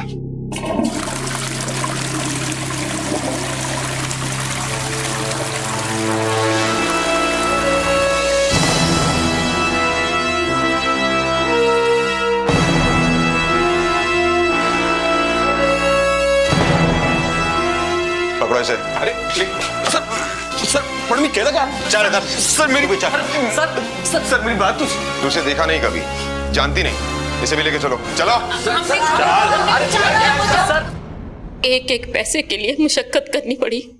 संजय बहुत छोटा था जब इसका बाप हमें छोड़कर चला गया। मैंने अकेली ने इसे पढ़ाया लिखाया, पाल पोस के बड़ा किया। सोचा कि ये कुछ बन जाएगा तो मेरी जिंदगी संवर जाएगी, पर नहीं। संजय भी अपने बाप की तरह निकम्मा निकला। हर वक्त घर में सोते रहना, कोई काम ना करना। मैं सोचती थी कि कब ये कुछ बनेगा, कब कुछ करेगा, कब मेरे दिन संवरेंगे। फिर हमें ये पता चला 4 महीने हो गए, अभी तक पगार नहीं मिली। कहा ना तुझे, तेरा अगला पिछले महीने का ना सब हिसाब चुकता कर दूंगी। बस नहीं दिया ना तो मैं भी बोल देती हूँ, मैं आपका काम छोड़ दूंगी। एक आप हो और एक वो प्रीति दीदी, हर महीने की पहली तारीख में मेरे हाथ में पगार रखती है। मैंने उनको एक बार 1000 रुपया मांगा तो उन्होंने मुझे 2000 दिया, वो भी एडवांस। ये रख। दीदी मेरे को तो 1000 चाहिए। 2000? अरे तू रख ना, उनके पास बहुत पैसा होगा, हमारे पास नहीं है। जितना ज्यादा पैसा है ना उनके पास, उतना बड़ा दिल भी है उनका। उनके पास इतना पैसा कहाँ से आएगा? उनके कोई काका 20 लाख रुपए छोड़ गए हैं। इतने सालों तक मैंने ध्यान रखा उनका, समझा? देखो अमन, साफ बात है, 20 लाख में से आधा हिस्सा मेरा पास। बता दो, ये सब मैंने किया। मैंने मारा रोहन को।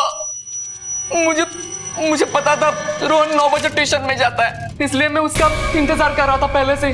और जैसे वो आया मैंने उसे। हे रोहन, इधर आ, तेरे को कुछ दिखाना है। नहीं, मुझे बाबा के पास जाना, मुझे देर हो रही है। पापा ने मेरे लिए सरप्राइज रखा है। वही तो तुझे दिखाना है, तेरे पापा भी यहीं पे। चल आजा, जल्दी आजा। हमें मजबूरन उसे मारना पड़ा क्योंकि वो हमें पहचान रहा था और कोई चारा नहीं था हमारे पास। क्यों मारा बच्चे को? मैंने मारा सर। क्या मारा बच्चे को? संजय का फोन आया था मेरे को साहब। संजय बोल रहा हूँ। हाँ संजय बोल रहे, क्या हुआ? एक बच्चे की बॉडी को ठिकाने लगाना है। अरे हारे पन तुम लोग उधर क्या लफड़ा किए जो मतलब? और वो सब कुछ छोड़ यार, तुझे पैसे चाहिए कि नहीं? अरे करने का रे, तो जल्दी यहाँ पे आ। वो संजय मेरे को इस काम का 5 लाख रुपया देने वाला था। मेरे को भी पैसों का जरूरत था साहब। उसको बॉडी को ठिकाने लगाने के लिए जगह की तलाश थी साहब, तो मैं उसको ताला वाली जगह पर लेकर गया था।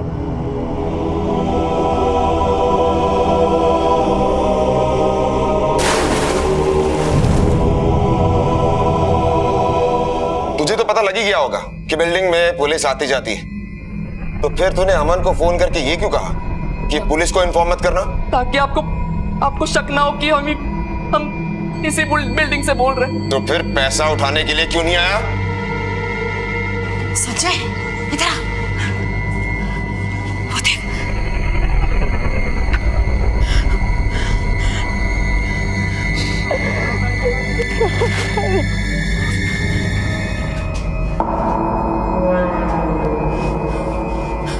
मतलब बॉडी मिल गई इनको, अब सब खत्म हो गया, कोई पैसा वैसा नहीं मिलेगा, सब भूल जा। पैसा तो दूर की बात है, अब फांसी के फंदे के बारे में सोच जिसमें तू लटकने वाला है। रोहन की हत्या भारती और संजय ने उसकी ट्यूशन खत्म होने के 15 मिनट बाद ही कर दी थी। उसकी बॉडी को बैग में डाला, टैक्सी में लेकर गए और तालाब में फेंक दिया।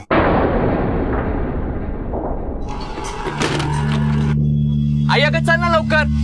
थाम रे, येते आ जाएगा वो। हाँ घबरा मत, वो आ जाएगा। देखा था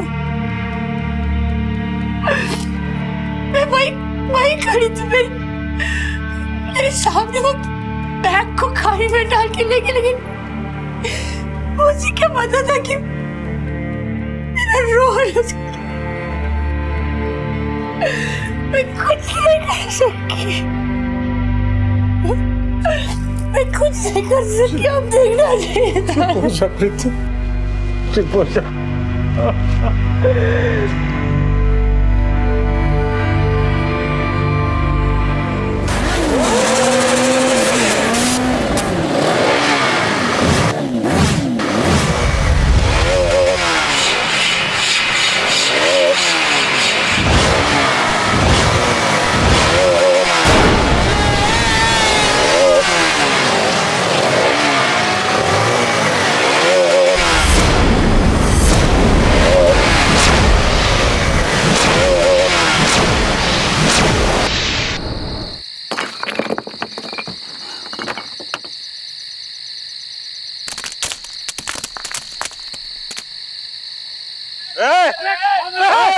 बाप का जमीन समझ के रखा गया, हर तो शुरुआत है।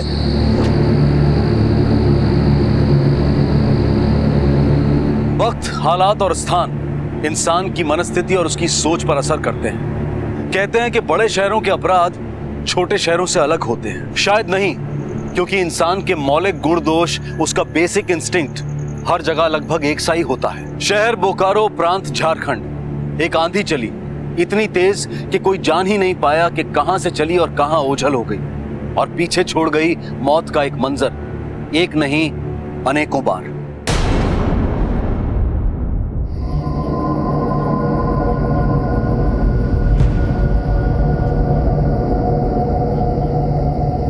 बहुत बेरहमी से मारा है, भूमि पूजन वगैरह भी किया लगता है।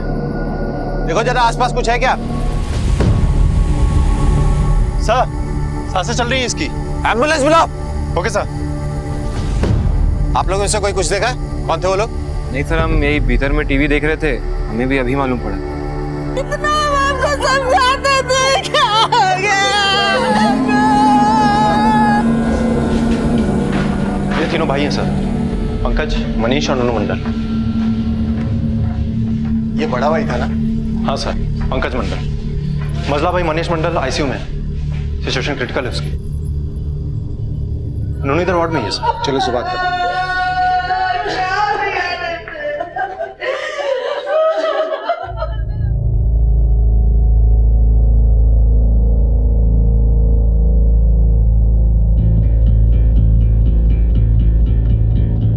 नन्नू, क्या हुआ था? हमरे बड़का भैया को मार दिया साहब। कौन थे वो लोग? क्या पता साहब, अभी तो 3 दिन पहले ही जमीन खरीदाया था।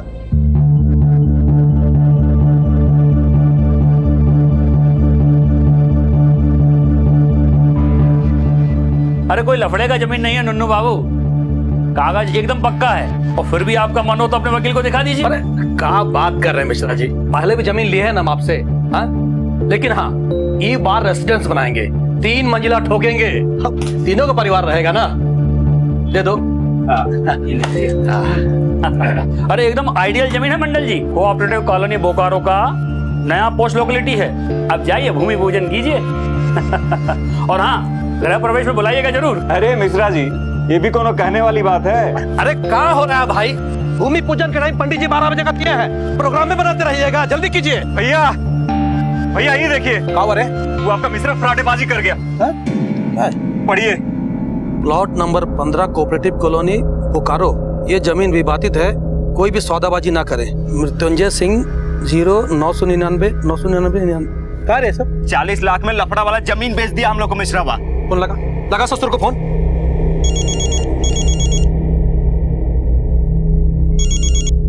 हेलो, विज्ञापन देखे कि नहीं? कौन बोल रहा है? तुम्हारा बाप। जमीन पर पैर नहीं धरना बता रहे तुमको, नहीं तो दिल्ली फाड़ देंगे, समझे? अरे पूरा 40 लाख रुपए देकर लिए हैं, पक्का कागज है हमारे पास। कान में तकलीफ है का बाबू? जो बोले वो समझ में नहीं आया। पैर नहीं धरना जमीन पर, बता रहे हैं तुमको। कौन बोल रहा है? हेलो हेलो, कौन था भैया? अरे पता नहीं, धमका रहा था फोन पर, बोल रहा था कि जमीन पर पैर मत रखना। ये क्या बोल रहे हैं आप?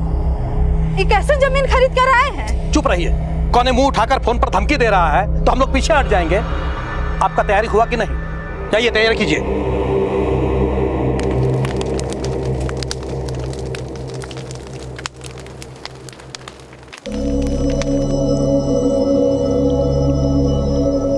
इधर से बात कर लेना, मकान का नक्शा पास होते ही घर का काम शुरू कर दे। जी भैया। एक बार मिश्रा जी से पूछ लेते। और अब मिश्रा जी का क्या काम है? जमीन का असली कागज है ना हमारे पास? कार गैरेज के लिए 20 फीट जगह आगे छोड़ना पड़ेगा। अरे भैया, हम तो कह रहे हैं एक कार के लिए जगह मत छोड़िए, 2 ठो कार के लिए छोड़िए। क्या है कि वो अपना नुनुआ नया गाड़ी लेने का प्लानिंग कर रहा है ना। अच्छा। अरे ये किसका फोन आ गया?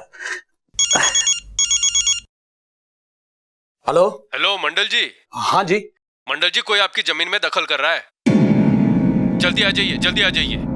कौन बोल रहा है? कौन बोल रहा है? हेलो, चलो रे। कहाँ? क्या हुआ? अरे कौन अपनी जमीन पर दखल कर रहा है? चलो। इससे कैसे दखल कर रहा है? अरे खा के तो जाइए।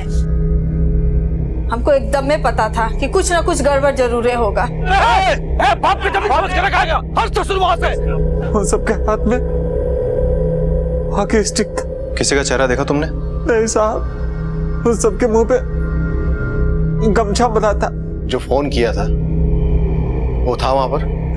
उसका तो फोन डिस्कनेक्ट हो गया था, उससे बात नहीं हो पाई थी साहब। कितने लोग थे? 8-10 बाइक पर लोग थे साहब।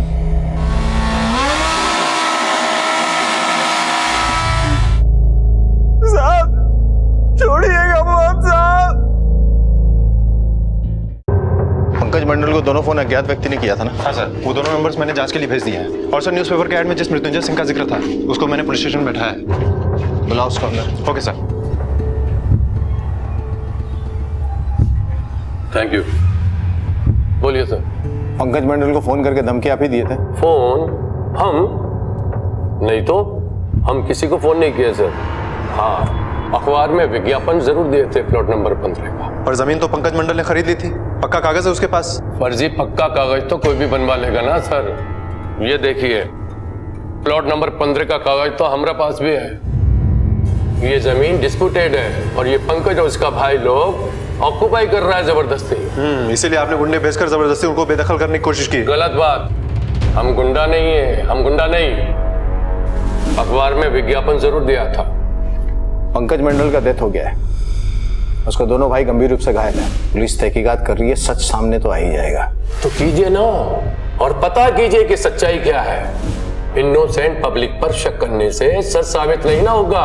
और कोई बात हो तो बोलिए, हमको ऑफिस जाना है, देर हो रही है। यही नजर रखो इसमें सर। दोनों फोन के रिकॉर्ड जो है तुरंत चेक करवाओ। Okay sir. और सुनो सर, सिटी ट्रैफिक पुलिस से पता करो कल रात में ये बाइक वालों का कैसा बड़ा मूवमेंट दिखा है क्या? Okay sir.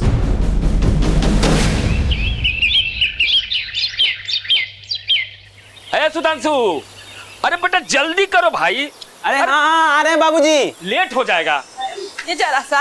अरे गाड़ी ना छूट जाएगा। अरे दही खाएगा तब ना जाएगा, रुकिए जरा सा। अरे बेटा दही खा लो, शुभ होता है बेटा, खा लो खा लो। खूब मन लगा के पढ़ना। बहुत उम्मीद से भेज रहे हैं तुमको बोकारो। अरे मम्मी तुम बेकार में टेंशन ले रही हो ना। तुम्हारा सुधांशु ना वहाँ जाकर टॉप करेगा। अरे वही तो हम कह रहे हैं, इधर बीए किया और उधर आईएएस निकाल लेगा। औकात से बड़ा काम कर रहे तुम्हारे बाबू, क्लर्क हैं, बाकी तुमको पढ़ने के लिए बोकारो भेज रहे हैं। और अभी बहन रंजू के शादी में एकदम में से सब खाली हाथ हो गए ना, जानबे करते हो। अपने माँ बाप का इज्जत रखना बेटा। हाँ अरे अम्मा तुम फिक्र मत करो ना, बिल्कुल। चलो हम चलते हैं। एक गधा महाराज, गले मत लगिए, पैर छुइए। हाँ जीते रहो बेटा, आप आओ ना। अब चलो भाई, लेट हो रहा है, जल्दी करो, आओ। ए सुधांशु ध्यान से जाना बेटा, हाँ ध्यान रखिएगा।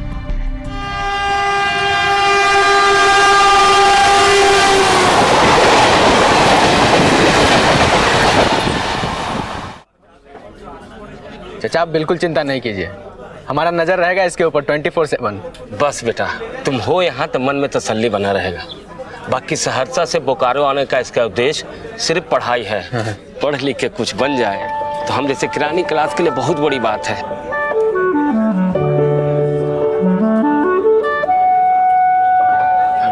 जी जी जी चाचा, बनेगा, जरूर बनेगा। तुम तो एमए में हो ना? जी। और तुम्हारे बाबूजी कह रहे थे कि तुम टॉपर हो। जी जी चाचा, बस आप लोग का आशीर्वाद है। एमए फाइनल ईयर में है इस बरस। पिछले साल भी टॉप किए थे पूरा यूनिवर्सिटी में। बस बेटा, अपने नक्शे कदम पे चलाओ इसको। जी चाचा। अच्छा तो हम चलते हैं, ठीक है ना? बस ध्यान रखना इसका। ठीक ठीक ठीक है बेटा, प्रणाम चाचा। खुश रहो, खुश रहो, खूब पढ़ाई लिखाई करना। जी जी ध्यान रखना इसका। जी।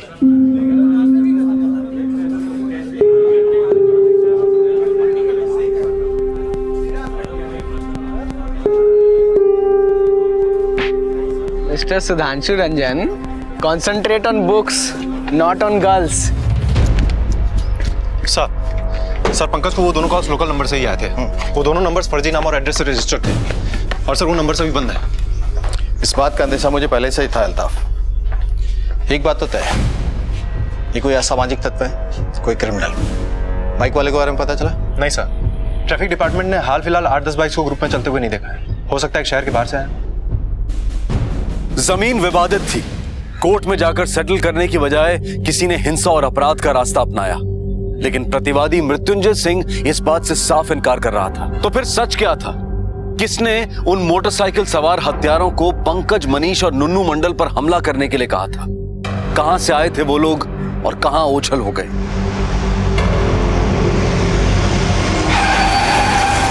देखो कौन है? आवाज नहीं।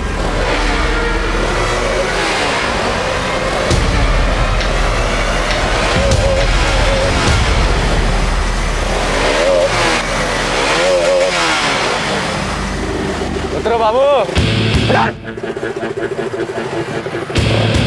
चाबी निकाल, गाड़ी की चाबी निकाल। चल पीछे, निकाल। अरे चल निकाल। सब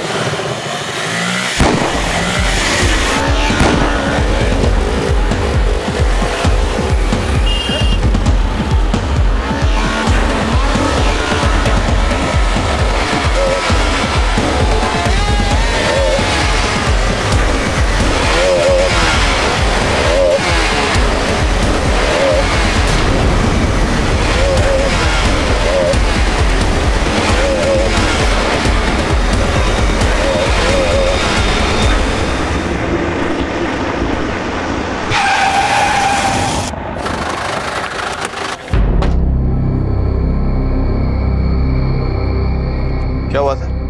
सर हम लोग उधर गिरिडीह का तरफ से आ रहे थे। अगल बगल में ही छुपा हुआ था पूरा गैंग और उनमें से एक आदमी यहाँ सड़क पर पड़ा हुआ था। उसने कट्टा उड़ाया और देखते ही देखते बाइक पे बहुत से लोग आ गए और गाड़ी छुड़ा के भाग गई सर। किसी का नंबर देखा था? सर नंबर प्लेट तो किसी गाड़ी में नहीं था और सबने अपना चेहरा जो है गमछे से बांध के रखा था।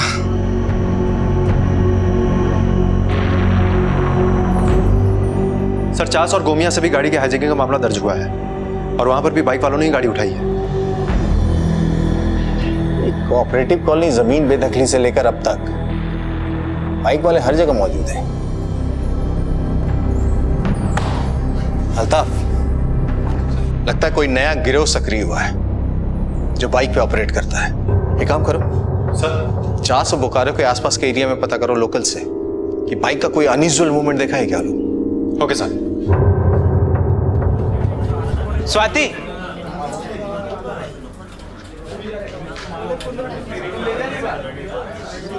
मुस्कुरा कह रहे हो? अरे वो तुमसे कुछ बात करनी थी, आओ ना। कहाँ? अरे आओ तो। अब बताओ बात क्या है? अरे बताओ तो क्या बात है? हम तुम्हारे लिए कुछ लाए हैं। क्या? ये क्या है? अरे मोबाइल फोन है, तुम्हारा मोबाइल फोन टूट गया था ना, इसीलिए लेके आए हैं। एकदम एडवांस जनरेशन का फोन है, एंड्रॉइड है, एंड्रॉइड। रखो लो।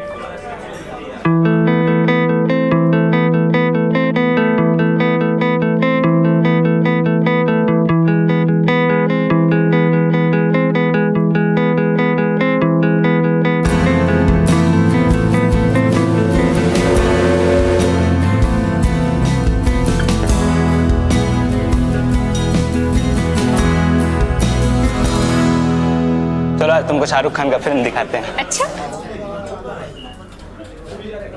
पुनीत भैया, चलो चलो, उधर पुनीत भैया है। क्या हुआ? अभी देख लेंगे ना तो करियर पर प्रवचन देना चालू कर देंगे।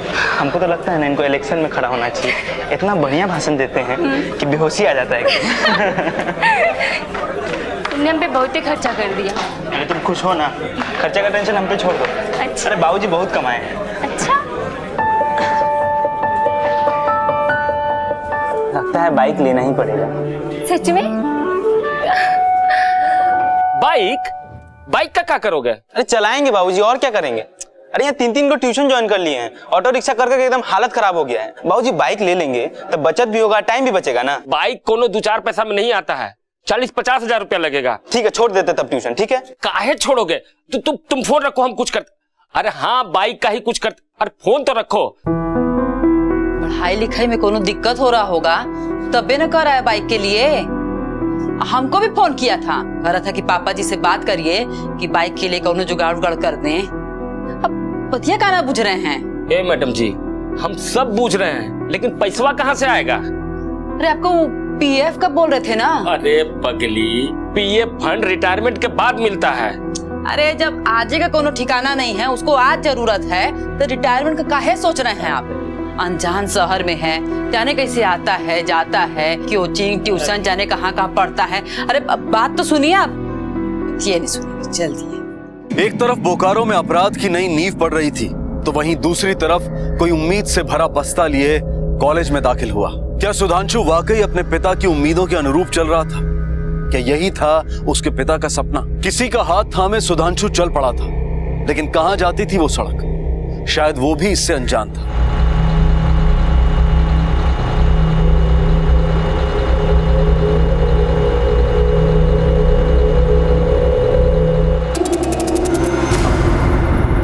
गाड़ी रोको भाई। गाड़ी सीधा बोकारो सिटी में ही जाके रुकेगा। अरे गाड़ी रोकिएगा।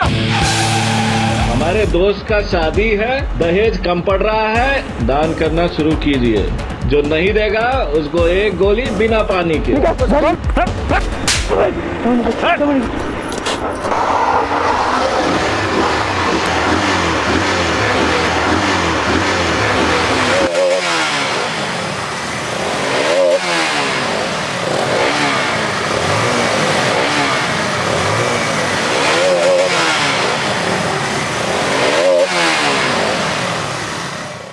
वो सब लोग गाड़ी पर था सर, और बहुत सारी बाइक्स पे आके इधर उधर से हमारी बस को दोनों तरफ से घेर लिया।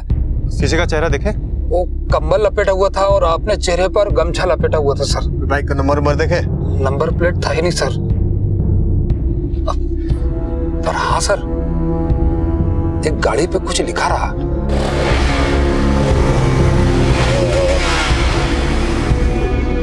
पापा का प्यार।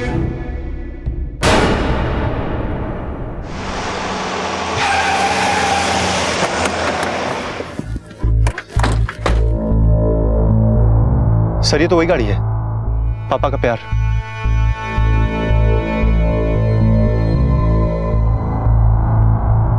मर्डर का मामला लगता है। गाड़ी पे नंबर तो है नहीं, एक काम करो सर, इसका चेसिस नंबर लो, पता करो किसका बाइक है। Okay sir.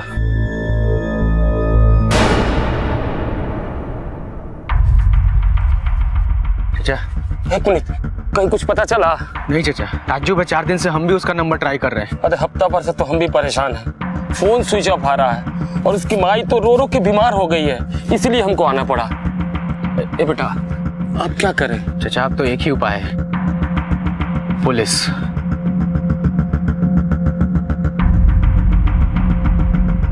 पहले तो बाइक खरीदवाया महीना भर पहले, फिर 20 दिन पहले बोला और पैसा चाहिए। हम ठहरे क्लर्क आदमी कहाँ से लाएंगे? हमने मना कर दिया। बस उसने बात करना ही बंद कर दिया। पहले तो अपने मम्मी से कभी कदाल बात कर लिया करता था, अब हफ्ता भर से तो उससे भी बात नहीं करता। बताइए, ये भी कोई तरीका है? माँ बाप कितना अरमान से भेजता अपने बच्चा को और उसका कुछ पता ही नहीं चल रहा। चाचा गया होगा, धन्यवाद, आप चिंता नहीं करिए। आपको? जी हम कजन है उसके। नाम क्या है? पुनीत। क्या करते हैं? एमए फाइनल ईयर में, उसी कॉलेज में। वैसे एक 4-5 दिन पहले 18-19 साल का एक लड़का मिला है, साथ में बाइक भी था। बॉडी अभी मॉर्ग में है। हम चाहते हैं आप चल के देख लीजिए, भगवान न करे आपका बेटा हो, लेकिन एक बार चल के देख लीजिए। और हाँ, एक बात और, बाइक पे कुछ लिखा भी था, पापा का प्यार।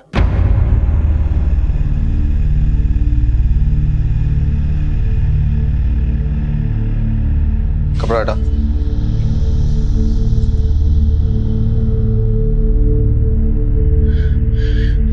चाचा इसका तो चेहरा ही नहीं है, इसीलिए तो हम लोग भी आइडेंटिफाई नहीं कर पाए आपको इस तरह। पुनीत, पुनीत, ये तो अपना सुधांशु है। सुधांशु मेरा बेटा नहीं, सुधांशु।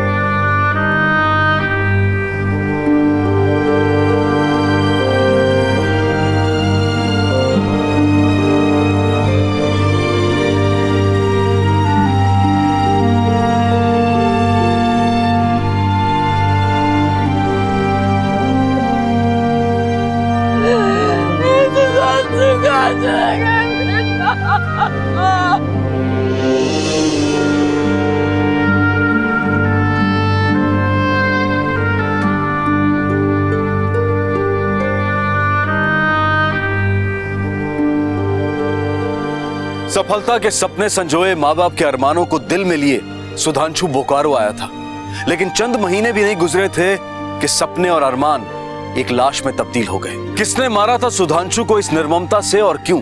और उसके पास मिली बाइक, पापा का प्यार, ये तो वही बाइक थी जो हाईवे पर हुई डकैती में मिली थी। तो क्या इसका मतलब सुधांशु भी? जवाब ढूंढने पुलिस कॉलेज जा पहुंची। इधर सुधांशु का किसी से लड़ाई झगड़ा हुआ क्या? नहीं सर, क्लास भी कम ही आता था, एक गर्लफ्रेंड बना लिया था और नया बाइक ले लिया था। उसके बाद से दिन भर इधर उधर घूमता रहता था। नाम क्या है उस लड़की का? सर स्वाति है, वो सोशियोलॉजी पार्ट 2 में मेरे साथ ही पढ़ती है। सर वो बहुत सिंपल लड़का था, बहुत अच्छा था, उससे हमारी बहुत अच्छी दोस्ती थी, पर वो हम पे बहुत पैसा खर्च करता था। हम मना भी करते थे सर, पर वो हमारी सुनता नहीं था। फिर एक दिन जिद करके वो अपने पापा से एक नई बाइक लेके आया। फिर पता नहीं अचानक कहाँ 3-4 दिन के लिए गायब हो गया। जब वापस आया तो उसके पास बहुत सारे पैसे थे। इतना सारा पैसा कहाँ से? चोरी की है। अरे तुमको आम से मतलब है कि गुठली से? चलो। कहाँ? अरे पार्टी है, मस्त पार्टी। पुनीत भी था पार्टी में? जी सर।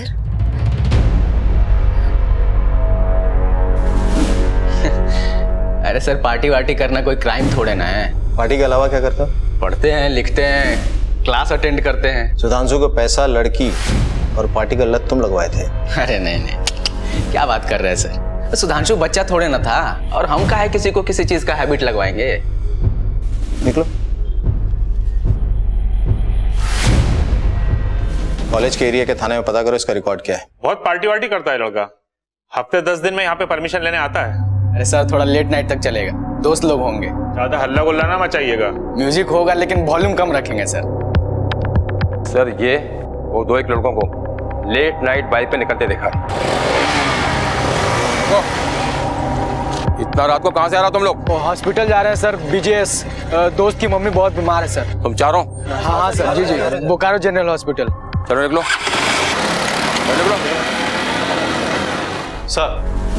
सर बंदगोड़ा पुलिस थाने से अभी खबर आई है कि वहां पर जमीन को लेकर एक विवाद हुआ है। इस विवाद में 2 लोगों की मौत हुई है और कई लोग घायल हुए। इसका अपने केस से भी कोई संबंध है क्या? हाँ सर है।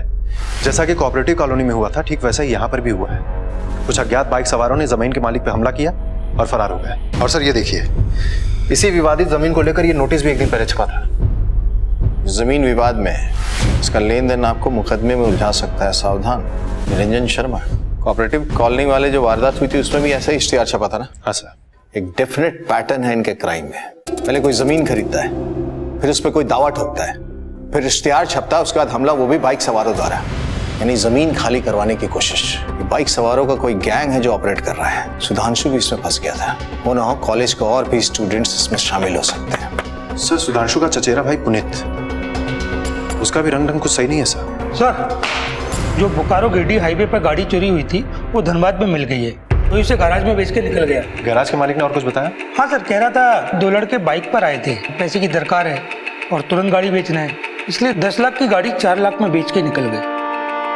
सर कुछ बाइकर्स दिखाई दे रहे हैं, मैं इन पर नजर रख रहा हूँ। नजर रखो।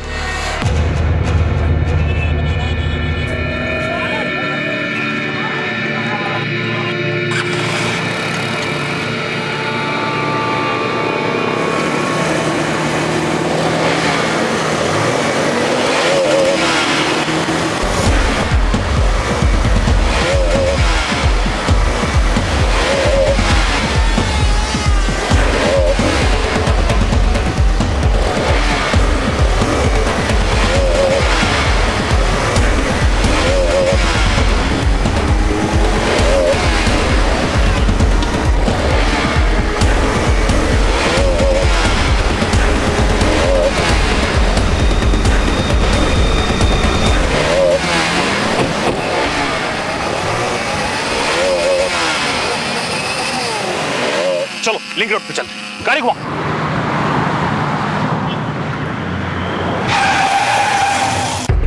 सर आइए। सर बहुत स्पीड में थे, वहां से निकले और अलग अलग डायरेक्शन में चले गए। उनको पकड़ने का मौका ही नहीं मिला। पुनीता सर? जी सर।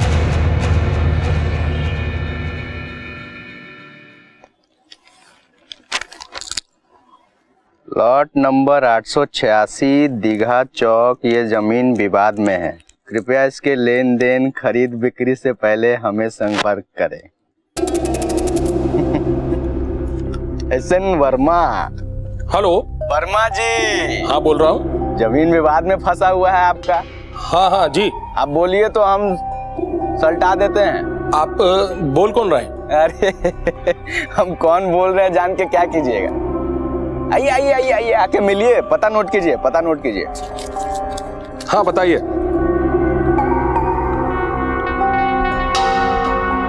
अरे सुनो रे, पार्टी का इंतजाम हो गया है।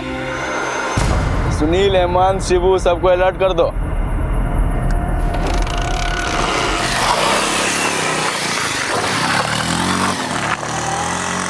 पुनीत एक नए खौफनाक रूप में एक नई शख्सियत के साथ एकाएक सामने आ गया।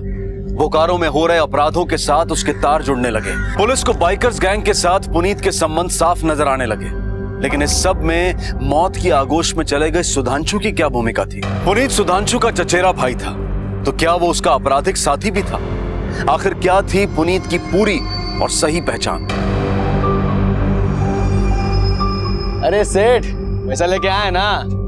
हाँ 10 अभी और बाकी काम होने के बाद। हाँ अरे काम तो समझिए हो गया। पुलिस को तो नहीं बताया ना? अरे क्या बात करते अरे मजाक कर रहे हैं। काम तो हो जाएगा ना? काम हो गया, चलिए निकलिए।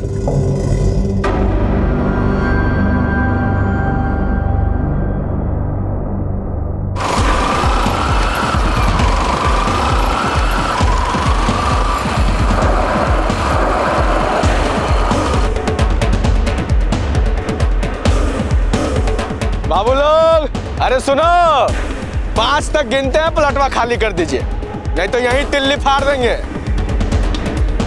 1 2 3 4।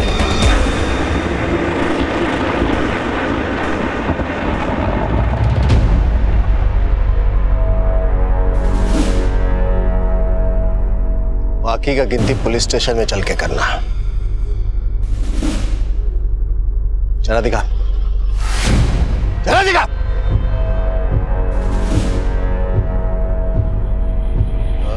पुनीत बाबू हमें फाइनल लेके चलो सबको।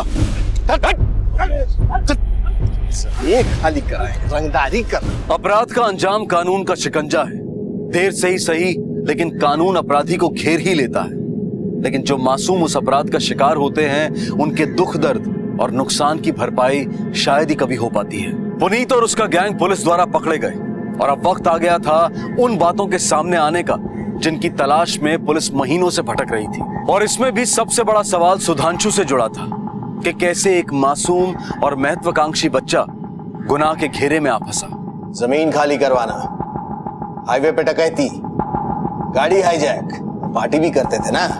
सुधांशु के कैसे फंसाया अपने चक्कर में, या फंस गया वो? सर ने जो पूछा एक बार में समझ में नहीं आया क्या? सुधांशु के पापा उसको बाइक के लिए पैसा दिए थे, लेकिन उसके बाद पैसा देना बंद कर दिया उसको। गर्लफ्रेंड बना लिया था, ऊटी जाने का प्लान बना लिया था।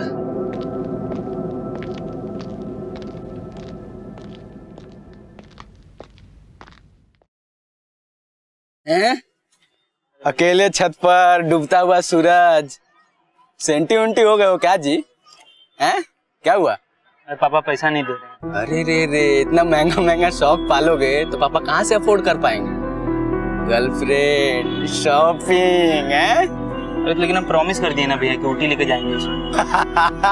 ऊटी लेके जाएंगे? शादी से पहले ही हनीमून का जुगाड़ कर लिए हो तुम। परेशान है, आपको कॉमेडी सोच रहा है? नहीं अच्छा, सही में परेशान है। चलो चलो आवा, उठो। नहीं, हम नहीं। अरे उठो उठो, अरे तुम्हारा इलाज न कर रहे हैं, हमारे पास दवाई है। उठो उठो, चलो चलो चलो। कहाँ लेके जाएंगे? चलो चलो, बताते हैं ना तुमको। मजा आया कि नहीं? फुल मजा आया भैया। ये रखो, अब और मजा आएगा। भैया लेकिन ये क्या है? समझ लो रात को हमारा बर्थडे पार्टी था, ये उसका रिटर्न गिफ्ट। फिर तो जब जब पार्टी होता हम लोग उसको इनवाइट करते, पैसे देते। परीख गया था पूरा, एडिक्शन लग गया था उसको पार्टी का। अरे टॉप करके ही दम मानोगे क्या है भैया? चलो इसको छोड़ो, चलो। अरे भैया कल को टेस्ट है। अरे आज उससे बड़ा टेस्ट है। चलो चलो चलो चलो, बताते हैं तुमको। चलो ना, चलो चलो चलो।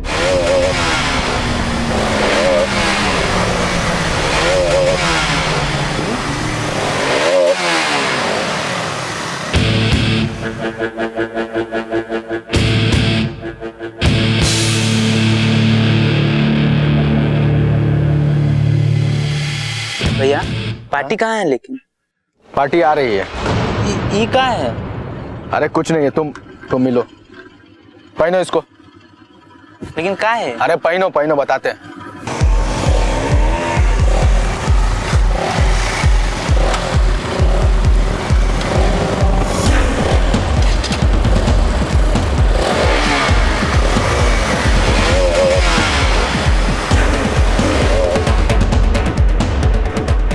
उधर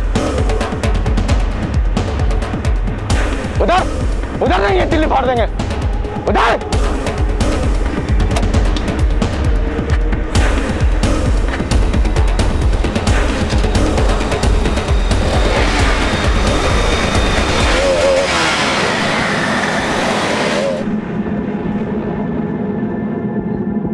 भैया ये सब कहा था? अरे पार्टी मूव्स में थोड़ी ना होता है, और स्वाति का बर्थडे भी आ रहा है। ये लो तुम्हारा हिस्सा। एक ड्रेस लेके दो स्वाति को, किस देगी तुमको। चलो भैया को गुड नाइट बोलो। चलो गुड नाइट।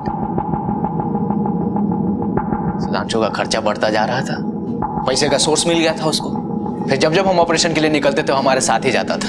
ये जमीन खाली करने का फाइनल अमाउंट। अरे thank you thank you thank you. आपका देवघर वाला जमीन का भी कुछ करते हैं? देवघर तक ऑपरेट करते हैं आप लोग? जी ऑल इंडिया, बहुत जल्दी, with branch office in London. निकलिए।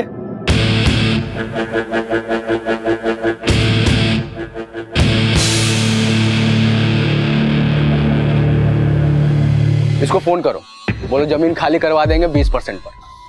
हम? हाँ हाँ तुम करो करो, अभी करो अभी करो, जल्दी निकालो। लगाओ।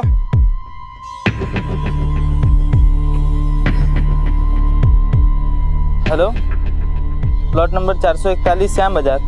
आपका जमीन विवादित है ना, तो खाली करवा सकते हैं। सुधांशु से पहले भी हम लोग बहुत सारा कांड कर चुके थे।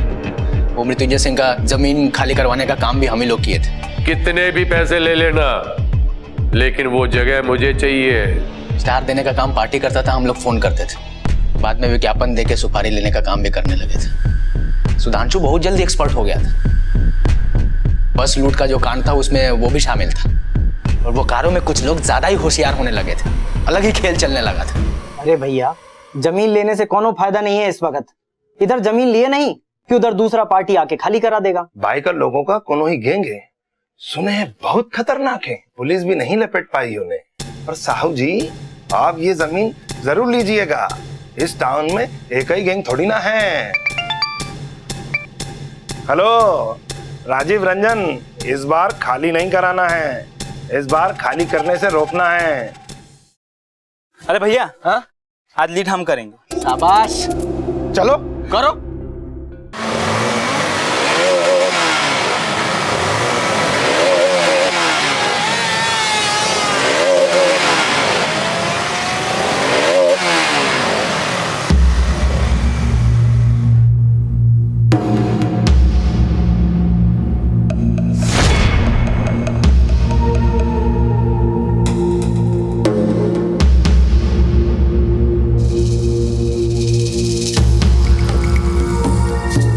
क्या बे, ये जमीन खाली करवाने आया है? जिस रास्ते से आया वहीं लौट जा।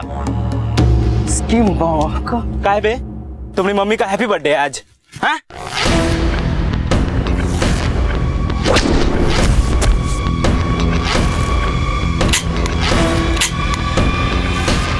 मारो साले को।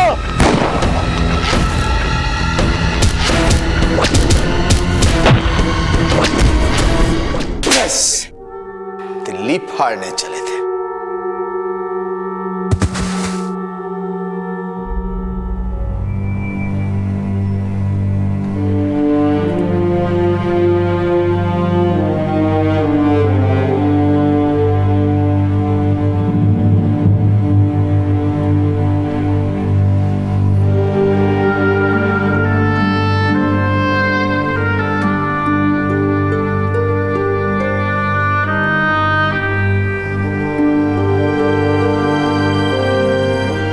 बच्चे जिद करते हैं, मनमानी करते हैं और माँ बाप उसे पूरा करना अपना फर्ज समझते हैं। लेकिन वो जिद जायज है या नहीं, मनमानी जायज है या नहीं, कई बार माँ बाप इस पर विचार नहीं करते। और रही बात नतीजों की, तो उस पर भी कई बार सोचा ही नहीं जाता है। सुधांशु ने बाइक मांगी, बाइक मिल गई।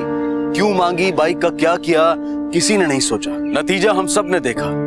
सुधांशु अपने परिवार को दुख और दर्द के सैलाब में छोड़कर चला गया। पुनीत और उसके गिरोह को हत्या, डकैती, आगजनी और बलवे के अपराध में आईपीसी की धारा 300, 302, 307, 388, 506 और 507 के तहत बोकारो की एक सत्र अदालत ने आजीवन कारावास की सजा सुनाई है। बच्चों के कंधों पर सिर्फ स्कूल के बस्ते ही नहीं, बल्कि माँ बाप के सपने और अरमान भी सवार होते हैं। और उन सपनों को पूरा होने में सिर्फ पैसों का ईंधन ही नहीं, बल्कि सतर्कता की छत भी लगती है और प्यार का इंजन भी लगता है।